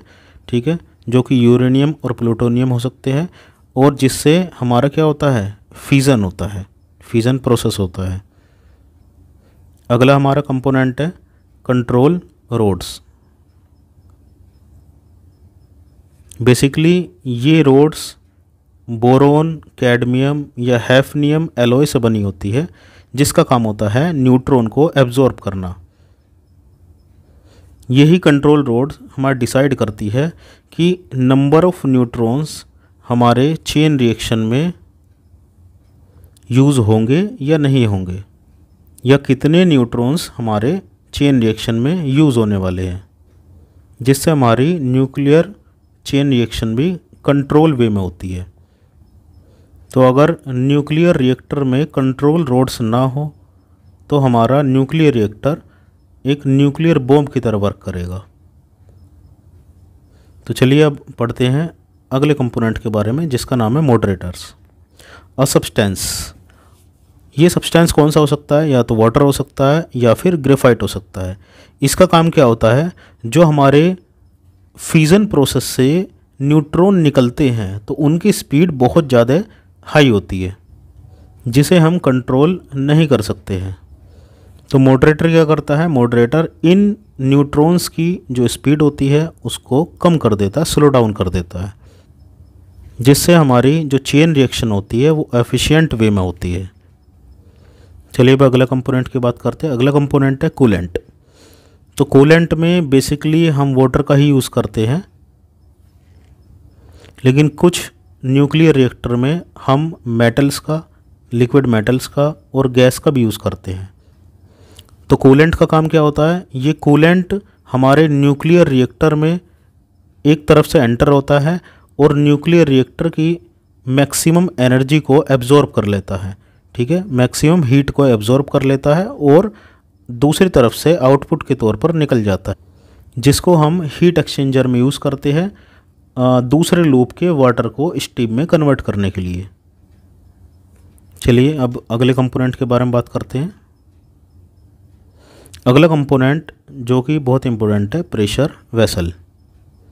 जब हमारी न्यूक्लियर रिएक्टर में न्यूक्लियर फ्यूज़न रिएक्शन हो रही होती है तब वहाँ पर बहुत ज़्यादा प्रेशर और टेम्परेचर रहता है, जिसको कंट्रोल करने के लिए, हैंडल करने के लिए हम प्रेशर वेसल का यूज़ करते हैं, जो कि पूरे न्यूक्लियर रिएक्टर को कवर करके रखता है। मान लीजिए एक रूम है, वहाँ पर न्यूक्लियर फ्यूज़न रिएक्शन हो रही है और दीवारें एज अ प्रेशर वेसल काम करेगी। तो अब हम अगले कंपोनेंट के बारे में बात करते हैं, जिसे हम कहते हैं कंटेनमेंट बिल्डिंग या कंक्रीट स्ट्रक्चर भी हम बोल देते हैं। A reinforced structure surrounding the reactor vessel design to contain any potential release of radioactive material. Basically containment building एक तरह से कंक्रीट रीइंफोर्स्ड स्ट्रक्चर होता है जो कि प्रेशर वेसल के ऊपर ढका रहता है। वैसे तो प्रेशर वेसल को रेडियो एक्टिव मटीरियल पास नहीं कर पाते, लेकिन अगर कुछ पास कर जाते हैं तो कंटेनमेंट बिल्डिंग उन रेडियो एक्टिव मटीरियल को रोक लेती है और हाई प्रेशर और टेम्परेचर को भी रोकने का काम करती है कंटेनमेंट बिल्डिंग। तो ये एक आउटर स्ट्रक्चर होता है किसी भी न्यूक्लियर रिएक्टर का। चलिए अब आगे चलते हैं। अगला हमारा कंपोनेंट है रिफ्लेक्टर। रिफ्लेक्टर का काम होता है जब न्यूक्लियर फ्यूज़न रिएक्शन हो रही होती है तो उससे निकलने वाले न्यूट्रॉन को वापस से वो रिएक्टर कोर में भेज देता है, जिससे हमारे न्यूट्रॉन का लॉस नहीं होता है और न्यूक्लियर रिएक्टर की एफिशिएंसी भी बढ़ जाती है। चलिए अब आगे चलते हैं। ये एक न्यूक्लियर रिएक्टर का फिगर है। आई होप कि मैं इसको समझा पाऊँगा। वैसे एक टिपिकल फिगर होता है, बहुत टिपिकल स्ट्रक्चर होता है, लेकिन मैं जितनी कोशिश कर सकता था इसे आसान बनाने के लिए मैंने करी है और अलग अलग डिज़ाइन भी मैंने इसके अंदर बनाए हैं। बात करते हैं बाहर से अंदर की ओर, ठीक है। तो सबसे बाहर होती है कंटेनमेंट बिल्डिंग, ठीक है। जैसे कि आप दिख रहा होगा, एक सीमेंट कंक्रीट की बिल्डिंग होती है, यह स्ट्रक्चर होता है जो हमारे प्रेशर वेसल को ढक कर रखता है, ठीक है। और प्रेशर वेसल का काम क्या होता है, हाई टेम्परेचर और प्रेशर को कंट्रोल करना, ठीक है, जो कि न्यूक्लियर रिएक्टर कोर से पैदा होता है, ठीक है। उसके बाद अंदर वाला जो स्ट्रक्चर होता है वो होता है रिफ्लेक्टर, ठीक है। रिफ्लेक्टर का काम क्या होता है, जो न्यूट्रॉन्स हमारे न्यूक्लियर फ्यूजन रिएक्शन में होते हैं उनको वापस से उस कोर में भेजना। और सबसे ऊपर जैसे कि आप देख पा रहे हैं कि ये है कंट्रोल रोड्स। तो मैंने यहाँ पर 4 कंट्रोल रोड्स लिए, काफ़ी सारी कंट्रोल रोड्स होती है। तो कंट्रोल रोड्स का काम क्या होता है, एक्स्ट्रा न्यूट्रॉन को एब्जॉर्ब करना। अगर मैं इस रिएक्टर के कोर के बारे में बात करूँ, जो कि ये एरिया है, ये वाला, ठीक है, ये वाला एरिया जो है, इसमें फ्यूल रोड्स और मॉडरेटर होते हैं। फ्यूल रोड्स में यूरेनियम में प्लूटोनियम होता है, ठीक है, जहाँ पर हमारी न्यूक्लियर फ्यूजन रिएक्शन हो रही होती है। और साथ में हमने मॉडरेटर लगाए होते हैं जिनका काम होता है फ्यूजन से निकलने वाले न्यूट्रॉन की स्पीड को कम करना। तो मैं एक बार स्टार्टिंग से बताता हूँ। देखिए, जैसे कि आपको दिख रहा होगा कि इस पाइप के ज़रिए हमारा कूलेंट एंटर करता है, ठीक है। और वो कूलेंट कहाँ एंटर करता है? न्यूक्लियर रिएक्टर के कोर में, ठीक है। इस रास्ते में हमारा न्यूक्लियर रिएक्टर जाएगा, कूलेंट हमारा जाएगा। इस कोर में अंदर वाले जो दिख रहा है आपको पोर्शन, वो न्यूक्लियर रिएक्टर कोर है। उस कोर में हमारी न्यूक्लियर फ्यूजन रिएक्शन हो रही होती है, तो एनर्जी जनरेट हो रही होती है। तो हमारा जो कूलेंट होता है वो लो टेम्परेचर पर एंटर करता है, ठीक है। और उस एनर्जी से, उस हीट से वो गर्म हो जाता है और दूसरी तरफ हमारा कूलेंट आउट हो जाता है, जिसका टेम्परेचर बहुत ज़्यादा हाई होता है और जो हीट एक्सचेंजर में चला जाता है। तो न्यूक्लियर फ्यूजन रिएक्शन से निकलने वाले न्यूट्रॉन की स्पीड को मॉडरेटर कम करता है। कंट्रोल रोड हमारी एक्स्ट्रा न्यूट्रॉन को एब्जॉर्ब करती है। रिफ्लेक्टर बाहर जाने वाले न्यूट्रॉन को अंदर कोर की तरफ वापस भेज देता है। प्रेशर वेसल हाई टेम्परेचर और हाई प्रेशर को कंट्रोल रखता है और साथ में ही उसका सहारा देने के लिए हमारा कंटेनमेंट बिल्डिंग होती है, जो रेडियो एक्टिव मटेरियल को बाहर जाने से भी रोकती है। तो ये एक कंप्लीट न्यूक्लियर रिएक्टर का फिगर है। शायद आपके सब लोगों के समझ में आ गया होगा, ठीक है। चलिए अब आगे बढ़ते हैं अगले टॉपिक की ओर। अगला टॉपिक है टाइप्स ऑफ न्यूक्लियर रिएक्टर। तो ये हमारे एग्ज़ाम पॉइंट ऑफ व्यू से बहुत ज़्यादा इम्पोर्टेंट है। इसके क्वेश्चंस हर साल ज़रूर आते हैं, ठीक है। तो जो क्वेश्चन हमारे हर साल आते हैं वो, और उसके अलावा भी एक दो मैं एक्स्ट्रा करवा दूंगा, जिसके आने के चांस भी हमारे एग्ज़ाम में रहेंगे। तो पहला टाइप हमारा प्रेशराइज्ड वाटर रिएक्टर, जिसे हम PWR भी कहते हैं। तो PWR के नाम से भी हमारा एग्ज़ाम में आ सकता है, ठीक है। ये सभी जितने भी मैं न्यूक्लियर रिएक्टर कराऊंगा उनको मैं इंट्रोड्यूस करूंगा 3 फैक्टर्स के ऊपर। पहला है कूलिंग सिस्टम, दूसरा है ऑपरेशन और तीसरा है इसका एडवांटेज क्या है। तो चलिए पढ़ते हैं pressurised water reactor. Cooling system की बात करते हैं। यहाँ पर कूलिंग सिस्टम हम क्या यूज़ करते हैं? हम यूज़ करते हैं वाटर, जो कि हम अंडर हाई प्रेशर में यूज़ कर, और जिसका काम होता है न्यूक्लियर कोर को ठंडा करने के लिए। तो हम हाई प्रेशर वाटर का ही यूज़ क्यों करते हैं? हाई प्रेशर वाटर का फ़ायदा ये होता है कि rate of flow of water nuclear reactor में बहुत ज़्यादा होता है, जिससे हम कम टाइम में ज़्यादा वाटर को न्यूक्लियर कोर में पहुंचा सकते हैं। चलिए देखते हैं। The high pressure prevents the water from boiling even at high temperature. तो हाई प्रेशर का काम होता है कि वाटर को बॉइलिंग होने से पहले ही आउटपुट के तौर पर निकाल लेता है। चलिए बात करते हैं इसके ऑपरेशन के बारे में। The pressurised water transfers heat to a secondary loop. जैसे कि मैंने फिगर में बताया था न्यूक्लियर पावर प्लांट के फिगर में कि 2 लूप काम करते हैं। एक लूप होता है न्यूक्लियर रिएक्टर से हीट एक्सचेंजर वाला, और दूसरा होता है हीट एक्सचेंजर से टरबाइन कंडेंसर वाला। तो पहले लूप में क्या होता है? जो प्रेशराइज्ड वाटर होता है, जो कि हमारे न्यूक्लियर रिएक्टर से निकला है विद हाई टेम्परेचर, तो सेकेंडरी लूप में जाता है या हीट एक्सचेंजर में जाता है, और क्या काम करता है? दूसरे लूप के वाटर को बॉईल करने का, ठीक है। और जिससे हमारी क्या होती है? स्ट्रीम प्रोड्यूस हो जाती है और हम टरबाइन को चला सकते हैं।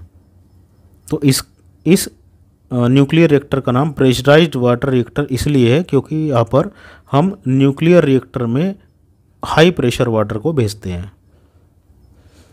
बात करते हैं इसके एडवांटेज के बारे में। Generally has a stable operation, ये एक स्टेबल ऑपरेशन है, और इसकी एफिशिएंसी जितने भी बाकी न्यूक्लियर रिएक्टर है उसमें लगभग सबसे ज़्यादा होती है। ये ऐसा न्यूक्लियर रिएक्टर है जो वर्ल्ड में सबसे ज़्यादा यूज़ होता है, ठीक है ना। चलिए अब अगले रिएक्टर के बारे में बात करते हैं। अगले रिएक्टर है बॉइलिंग वाटर रिएक्टर, जिसे हम BWR भी कहते हैं। यहाँ पर भी मैं 3 फैक्टर को लेकर चलूँगा, ठीक है। कूलिंग सिस्टम, ऑपरेशन और एडवांटेजेस, ठीक है। यहाँ पर इसे बॉइलिंग वाटर रिएक्टर क्यों कहते हैं? सबसे पहली बात, यहाँ पर 2 लूप नहीं होते, यहाँ पर सिर्फ एक सिंगल लूप होता है। तो हीट एक्सचेंजर का कोई काम नहीं होता। हम डायरेक्टली वाटर को न्यूक्लियर रिएक्टर में भेजेंगे और वो रिएक्टर बॉईल होगा और स्टीम में कन्वर्ट हो जाएगा। ठीक है, देखते हैं यूजेज वाटर। यहाँ पर हम वाटर का ही यूज़ करते हैं। That boils directly in the reactor, जो कि डायरेक्टली रिएक्टर में ही बॉईल होता है। ठीक है, जिससे हम स्टीम को प्रोड्यूस कर सकते हैं। ठीक है, चलिए अब इसके ऑपरेशन के बारे में बात करते हैं। The steam generated in the reactor core, जैसे कि मैंने बताया यहाँ पर 2 लूप नहीं है, तो सिंगल लूप में ही हमें वाटर को स्टीम में कन्वर्ट करना है। तो स्टीम जनरेट हो जाती है कहाँ पर, रिएक्टर कोर में, और उसको हम यूज़ कर सकते हैं डायरेक्टली टरबाइन को ड्राइव करने के लिए, चलाने के लिए। ठीक है, तो जो हमारी टरबाइन से जो स्टीम निकलती है उसको फिर हम वापस से ठंडा कर लेते हैं और वाटर में कन्वर्ट कर लेते हैं। ठीक है, और उसको रीसर्कुलेट कर देते हैं न्यूक्लियर रिएक्टर में, और ये प्रोसेस चलता रहता है। ठीक है, अब बात करते हैं इसके एडवांटेज के बारे में। सबसे बड़ा एडवांटेज है कि इसका जो डिज़ाइन होता है वो सिंप्लीफाई डिज़ाइन होता है। ठीक है, क्योंकि यहाँ पर हमने हीट एक्सचेंजर का यूज़ नहीं किया, तो एक सिंगल लूप होता है, 2 लूप नहीं होते हैं। चलिए अब अगले न्यूक्लियर रिएक्टर के बारे में बात करते हैं। अगला न्यूक्लियर रिएक्टर है फास्ट ब्रीडर रिएक्टर, जिसे हम FBR भी कहते हैं। ठीक है, यहाँ भी 3 फैक्टर है, कूलिंग सिस्टम, ऑपरेशन और एडवांटेजेस। कूलिंग सिस्टम में बात करेंगे, यहाँ पर कूलेंट कौन सा यूज़ होता है। यहाँ पर हम कूलेंट का यूज़ करते हैं लिक्विड मेटल का। ठीक है, और ये लिक्विड मेटल कौन कौन से हो सकते हैं, सोडियम हो सकता है या फिर लेड हो सकता है। ये 2 मटेरियल ही, लिक्विड मेटल ही हम यूज़ क्यों करते हैं, क्योंकि इनकी थर्मल कंडक्टिविटी बहुत ज़्यादा हाई होती है और ये हाई टेम्परेचर पर भी ऑपरेट कर सकते हैं। बात करते हैं इसके ऑपरेशन के बारे में। जो FBR होते हैं, फास्ट ब्रीडर रिएक्टर जो होते हैं, क्या यूज़ करते हैं, फास्ट न्यूट्रॉन यूज़ करते हैं। तो फास्ट न्यूट्रॉन कौन से होते हैं, पहली बात तो ये जान लेते हैं। जिनकी एनर्जी 1 किलो इलेक्ट्रॉन वोल्ट से ज़्यादा होती है वो फास्ट न्यूट्रॉन होते हैं, और जिनकी एनर्जी 1 किलो इलेक्ट्रॉन वोल्ट से कम होती है वो स्लो न्यूट्रॉन होते हैं, जो कि हमारे थर्मल न्यूट्रॉन भी कहे जाते हैं। ठीक है, जो हम PWR और BWR में यूज़ करते हैं। चलिए आगे पढ़ते हैं। They are design to breed more fissile material than they consume. तो FBR किस लिए बने हैं, जितने फीजल मटेरियल जो कि यूरेनियम या प्लूटोनियम हो सकते हैं, उतने न्यूट्रॉन वहाँ पर कंज्यूम भी नहीं हो रहे जितने वहाँ पर ब्रीड हो रहे हैं या फिर बन रहे हैं। तो ये एक फास्ट न्यूक्लियर चेन रिएक्शन बना देता है न्यूक्लियर रिएक्टर में, इसलिए हम इसको फास्ट ब्रीडर रिएक्टर भी कहते हैं। बात करते हैं इसके एडवांटेज के बारे में। Can utilise a wider range of nuclear fuels and generate more fuels than they consume. तो ज़्यादा न्यूट्रॉन होने की वजह से हमारा फ्यूल भी वहाँ पर ज़्यादा जनरेट हो जाता है या बन जाता है, तो कम समय में ज़्यादा रिएक्शन होने लग जाती है। चलिए अब आगे चलते हैं।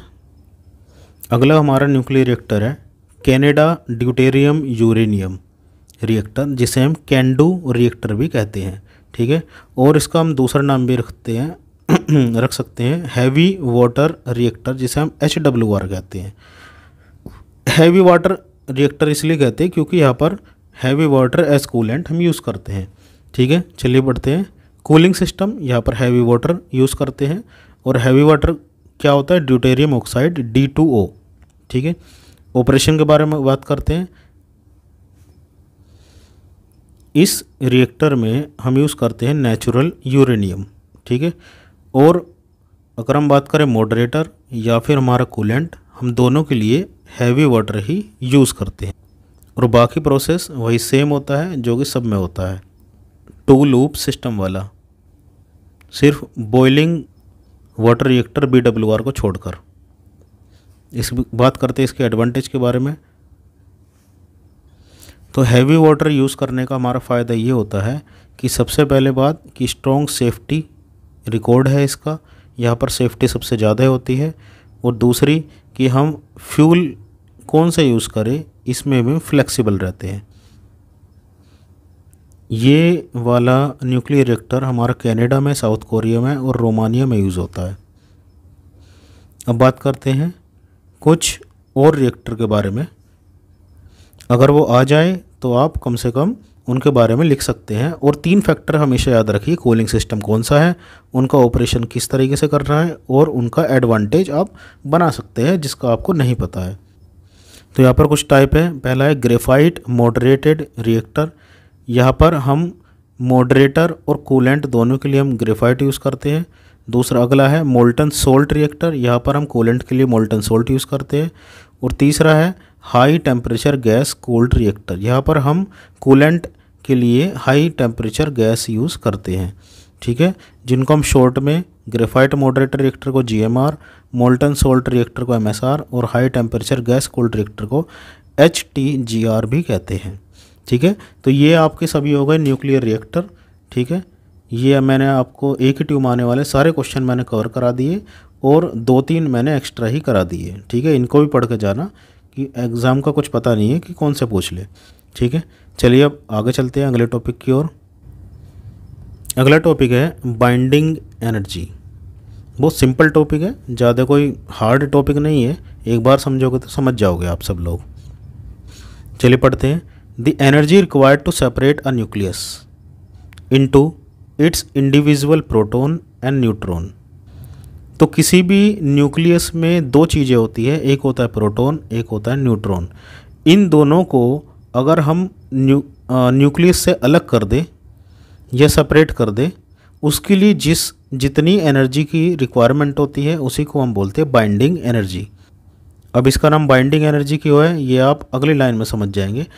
It is also equal to the energy released when these nucleons come together to form the nucleus. तो जब हमारे प्रोटॉन और न्यूट्रॉन ने मिलकर, जिनको हम इकट्ठा न्यूक्लियॉन्स भी बोलते हैं, तो इन दोनों ने मिलकर जब एक न्यूक्लियस बनाया है तो हमारी कुछ एनर्जी रिलीज़ होती है, उसी रिलीजिंग एनर्जी को हम बाइंडिंग एनर्जी कहते हैं।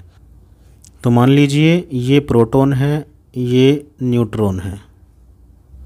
अगर हमें इनको बाइंड करना है तो बाइंड करने के बाद ये इस तरीके से बन जाएंगे, ये हो जाएगा प्रोटॉन, ये हो जाएगा न्यूट्रॉन, ठीक है। तो यहाँ पर हमारी एनर्जी भी रिलीज़ होती है, इसी एनर्जी को हम बाइंडिंग एनर्जी कहते हैं। वही दूसरी ओर अगर इन प्रोटॉन और न्यूट्रॉन को हम अलग अलग करें या सेपरेट करें तो हमें एनर्जी की रिक्वायरमेंट होती है, उसी एनर्जी को हम बाइंडिंग एनर्जी कहते हैं। तो ये एक रिवर्सिबल प्रोसेस हम मान सकते हैं।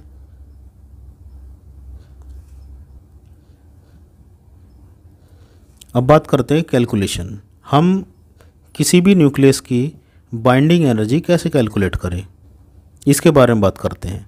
The binding energy can be calculated using the mass energy equivalence principle. तो हम कैसे बाइंडिंग एनर्जी को कैलकुलेट करते हैं, तो हमें ध्यान देना होता है मास एनर्जी इक्विवेलेंस प्रिंसिपल के ऊपर। इसको पढ़ते हैं। वेयर द डिफरेंस बिटवीन, तो डिफरेंस देखना है किसके बीच में, the mass of the nucleus, पहली बात तो मास ऑफ द न्यूक्लियस, और दूसरा sum of the masses of its constituents nucleons. तो अगर हम न्यूक्लियस के मास में से प्रोटॉन और न्यूट्रॉन के मास को घटा देते हैं तो हमारे पास जो मास बचता है वही एनर्जी में कन्वर्ट हो जाता है, जिसको हम बाइंडिंग एनर्जी कहते हैं, ठीक है। और हम इसको कैलकुलेट करते हैं आइंस्टीन इक्वेशन के द्वारा, जो कि आपको पता ही है कि क्या होती है। Delta E is equal to delta M C square. Delta M यहाँ पर मास डिफेक्ट है, या फिर अभी भी मैंने बताया कि न्यूक्लियस का मास माइनस न्यूक्लियॉन्स का मास। न्यूक्लियॉन्स यहाँ पर क्या है, प्रोटॉन प्लस न्यूट्रॉन। तो अगर हम दोनों को माइनस कर देते हैं तो यहाँ पर 0 नहीं आता है, यहाँ पर कुछ ना कुछ मास आता है, ठीक है। वही मास को हम बोलते हैं मास डिफेक्ट, ठीक है। वही मास हमारा बाइंडिंग एनर्जी में कन्वर्ट हुआ है।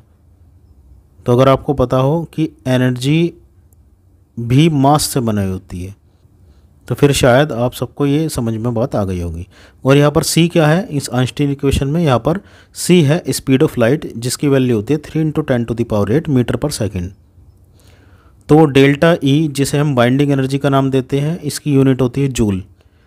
तो अब आप देखेंगे कि 1 जूल किसके इक्वल होता है, 6.242 × 10⁻12 मेगा इलेक्ट्रॉन वोल्ट, ठीक है। तो हम क्या करेंगे, हम बाइंडिंग एनर्जी को मेगा इलेक्ट्रॉन वोल्ट में ही कैलकुलेट करेंगे, क्योंकि हमारे क्वेश्चन ही मेगा इलेक्ट्रॉन वोल्ट वाले आते हैं, जूल वाले नहीं आते हैं। तो अगर जूल वाले आएंगे तो वो भी आप सबको तो आप डायरेक्ट कर सकते हो, फिर कोई दिक्कत नहीं है, ठीक है। तो अगर हम मेगा इलेक्ट्रॉन वोल्ट वाले क्वेश्चन आएंगे तो हम किस तरीके से करेंगे, तो हमारे पास एक इक्वेशन बनकर आती है, तो आपको ये याद रखनी है, इजी है, कुछ नहीं है, जो कि हमारे आइंस्टीन इक्वेशन से ही बनकर आई है।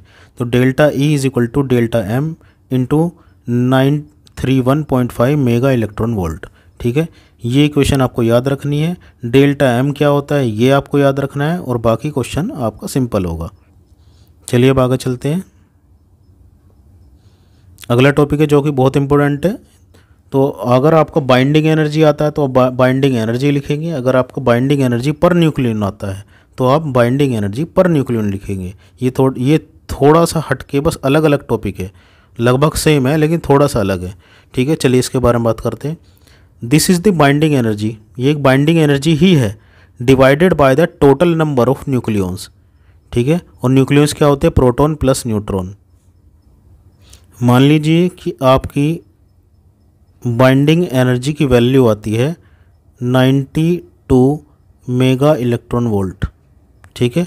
और उस न्यूक्लियस में जिसकी आप बाइंडिंग एनर्जी निकाल रहे हैं, उस न्यूक्लियस में 15 न्यूक्लियंस है, या फिर प्रोटॉन प्लस न्यूट्रॉन को मिलाकर 15 है।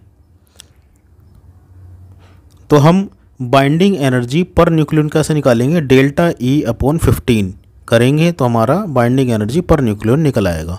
तो इजी है, कुछ हार्ड नहीं है इसमें। चलिए अब आगे चलते हैं। It provides a measure of the average energy binding each nucleon with in the nucleus. तो ये इम्पोर्टेंट क्यों है, binding energy per nucleon important क्यों है, क्योंकि इससे हम एवरेज एनर्जी या फिर एवरेज बाइंडिंग एनर्जी निकाल सकते हैं, जो कि हमारी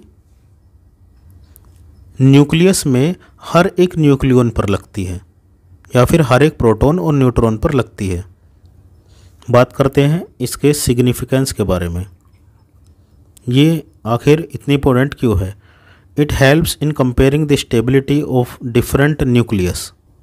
इससे हम अलग अलग मटेरियल के जो न्यूक्लियस होते हैं उनकी स्टेबिलिटी को कंपेयर कर सकते हैं कि कौन सा मटेरियल या उस मटेरियल का न्यूक्लियस कितना स्टेबल है, वो हम पता लगा सकते हैं बाइंडिंग एनर्जी पर न्यूक्लियन से।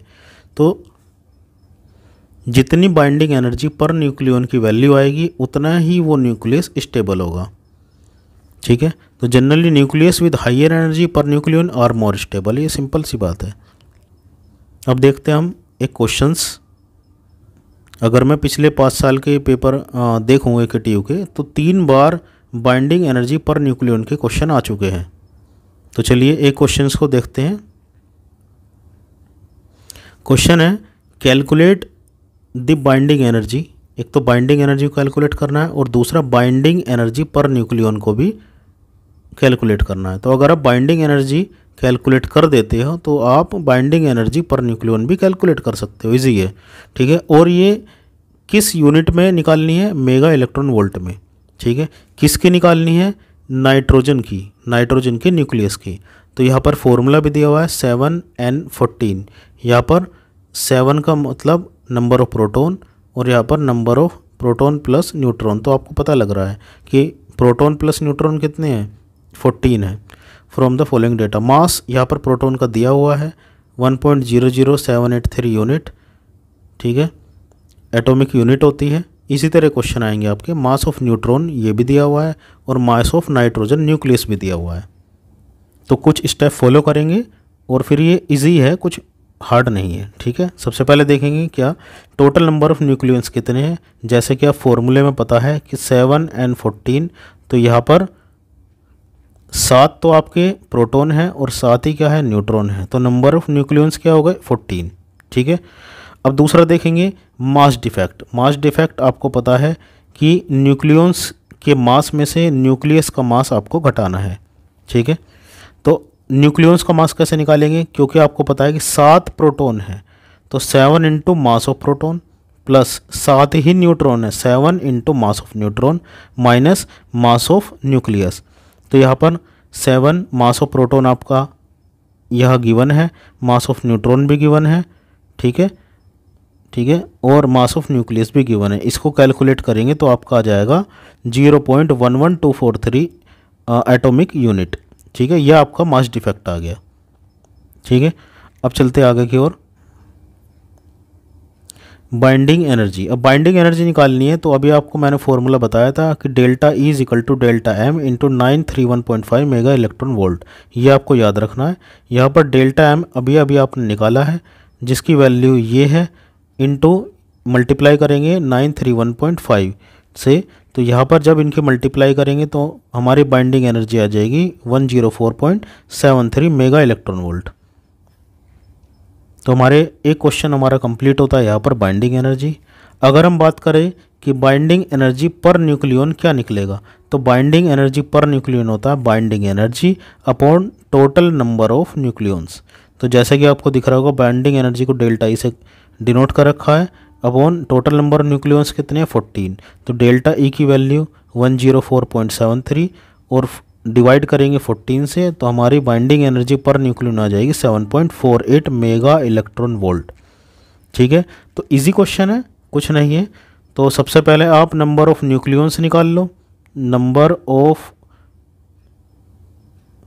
न्यूक्लियंस, दूसरा डेल्टा एम निकाल लो, तीसरा डेल्टा ई निकाल लो, और चौथा delta E upon number of nucleons.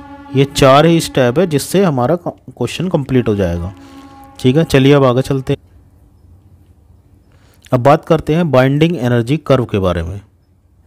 अभी अभी आपने बाइंडिंग एनर्जी निकाली, बाइंडिंग एनर्जी पर न्यूक्लियन निकाली, तो बेसिकली ये जो कर्व होता है ये बाइंडिंग एनर्जी पर न्यूक्लियन पर ही बेस होता है, ठीक है। चलिए देखते हैं। दिस कर्व शोज दैट, इस कर्व से हमें क्या पता लगता है बाइंडिंग एनर्जी पर न्यूक्लियन के बारे में, the stability of different nucleus of different mass number. एक तो बाइंडिंग एनर्जी पर न्यूक्लियन के बारे में पता लगेगा अलग अलग मटेरियल के बारे में। अगर जिसकी बाइंडिंग एनर्जी पर न्यूक्लियन ज़्यादा है तो ऑलरेडी उसकी स्टेबिलिटी ज़्यादा होगी, ठीक है। और कंपैरिजन करेंगे इसका मास नंबर के साथ। यहाँ पर मास नंबर क्यों लिया है, क्योंकि हमारा प्रोटॉन और न्यूट्रॉन मिलकर ही बनाते हैं मास नंबर। देखते हैं यहाँ पर, इजी है। तो आपको दिख रहा होगा एक तरफ मास नंबर, ठीक है, डिफरेंट मास नंबर वाले एलिमेंट की different binding energy per nucleon की वैल्यू, ठीक है। तो मैंने मास नंबर लिए 0 to 250, यहाँ पर मैंने एक चार्ट तैयार किया है, ठीक है। आप भी इसको तैयार कर सकते हैं। और जो बाइंडिंग एनर्जी पर न्यूक्लियन होती है वो 0 से लेकर 10 के बीच में ही आती है सबकी। तो जिस एलिमेंट की बाइंडिंग एनर्जी पर न्यूक्लियन ज़्यादा होगी वो उतना ही स्टेबल मटेरियल होगा। तो इस कर्व में मैंने हाइड्रोजन मास नंबर 2 वाली, हाइड्रोजन मास नंबर 3 वाली, ठीक है, lithium, helium, nitrogen, carbon, oxygen, 2 oxygen लिए, एक 16 मास नंबर और एक 18 मास नंबर वाली, सल्फर, फेरस, आयरन। आगे है आपकी मोलिब्डेनम, आयोडीन का मास नंबर होता है 126, ठीक है। टंगस्टन, उसके बाद है गोल्ड, गोल्ड को गोल्ड होता है AU जिसका मास नंबर 197, और फिर आता है यूरेनियम। तो यहाँ पर काफ़ी सारे एलिमेंट को मैंने कवर किया है binding energy per nucleon curve में। तो अगर आपके एग्ज़ाम में आता है, जो कि 3-4 बार आ चुका है ये वाला क्वेश्चन, तो आपको सिर्फ इतने ही एलिमेंट कवर करने हैं इस कर्व में। तो इस कर्व में 0 से लेकर 10 तक बाइंडिंग एनर्जी पर न्यूक्लियन की वैल्यू है मेगा इलेक्ट्रॉन वोल्ट में। तो यहाँ पर जैसा कि आपको सबको दिख रहा होगा कि आयरन की सबसे ज़्यादा वैल्यू है और सबसे कम वैल्यू है हाइड्रोजन की, ठीक है। तो नीचे से ऊपर की ओर हमारी वैल्यू बढ़ती हुई है। तो चलिए, शायद आप लोगों को सब समझ में आ गया होगा। अब देखते हैं एकीटिव क्वेश्चंस कि कौन कौन से क्वेश्चंस इसमें आए हुए हैं इस यूनिट से। तो ये यहाँ पर यूनिट 2 के इम्पोर्टेंट क्वेश्चंस और प्रीवियस ईयर क्वेश्चंस है जो कि EKTU में आए हुए हैं। यहाँ पर मैंने सभी कवर करा दिए हैं और मैंने कोर्स में भी सारे ही कवर करा दिए हैं। तो जैसे कि पहला क्वेश्चन आपको दिख रहा होगा कि 4 फंडामेंटल फोर्स क्या होती है यूनिवर्स में, मैंने करा दिया है। न्यूक्लियर फोर्स क्या होती है, उसके टाइप्स कौन कौन से होते हैं, तो इसके टाइप आपको पता ही होगा, strong nuclear force, week nuclear force होती है। अगला है what is the importance of quantum mechanics, तो क्वांटम मैकेनिक्स का क्या इंपॉर्टेंस है, ठीक है। इस और न्यूक्लियर फिजिक्स के कुछ एप्लीकेशंस ये भी मैंने कवर करा दिए। अगला है बाइंडिंग एनर्जी क्या होती है और बाइंडिंग एनर्जी कर्व को ड्रॉ कीजिए, ये मैंने अभी टॉपिक कराए हैं। Differentiate between fusion and fission nuclear reaction, जो कि आप 2-3 बार पढ़ चुके हैं। अगला है what do you mean by half life और मीन लाइफ क्या होती है। बेसिकली मैंने हाफ लाइफ करा दी है, मीन लाइफ नहीं कराई है। अगर आपके एग्ज़ाम में आती है तो आपको सिर्फ इतना लिखना है टोटल लाइफ होती है, तो हम लिख सकते हैं average life of nuclear element is known as mean life, ठीक है। तो सिंपल है, कुछ अलग नहीं है, एक बार इसका क्वेश्चन आया था शायद। तो अगला है what is chain reaction, chain reaction क्या होती है फ्यूजन प्रोसेस में। प्रेशराइज्ड वाटर रिएक्टर PWR क्या होता है, BWR क्या होता है, ये भी मैंने कवर करा दिए। अगला है what is the safest nuclear reactor design, ठीक है। सेफेस्ट न्यूक्लियर रिएक्टर कौन सा होता है, ये होता है हमारा PWR, ठीक है। अगला है what are the 4 main components of fusion reactor, fusion reactor के 4 मेन कंपोनेंट लिखो, मैंने 7 कंपोनेंट कराए, उसमें से जो आपको लगे 4 आप लिख सकते हो, जिसका सबसे ज़्यादा रोल है। अगला है डिफाइन फास्ट ब्रीडर रिएक्टर, ये भी मैं करा चुका हूँ। Write down the advantages of nuclear energy, nuclear energy क्या एडवांटेज है, ठीक है, वो भी आप लिख सकते हैं, इलेक्ट्रिसिटी बनाने में, लो एमिशन में वगैरह वगैरह और भी होते हैं, ठीक है। What is radio active decay, radio active decay या नेचुरल डिके क्या होता है, इसके टाइप्स कौन कौन से होते हैं, अल्फा बीटा गामा डिके। अगला क्वेश्चन है calculate the binding energy per nucleon of 6C12 और 7 क्लोरीन 35, तो ये भी मैं करा चुका हूँ कि बाइंडिंग एनर्जी पर न्यूक्लियन कैसे कैलकुलेट करते हैं, तो ये आप इजीली कर सकते हैं, ठीक है। चलिए, ये आपकी सेकेंड यूनिट भी कंप्लीट हो चुकी है और मैंने सारे EKTU क्वेश्चंस भी करा चुके हैं। चलिए फिर रिवाइज करते रहिए और मिलते हैं अगली वीडियो में। Okay, bye bye.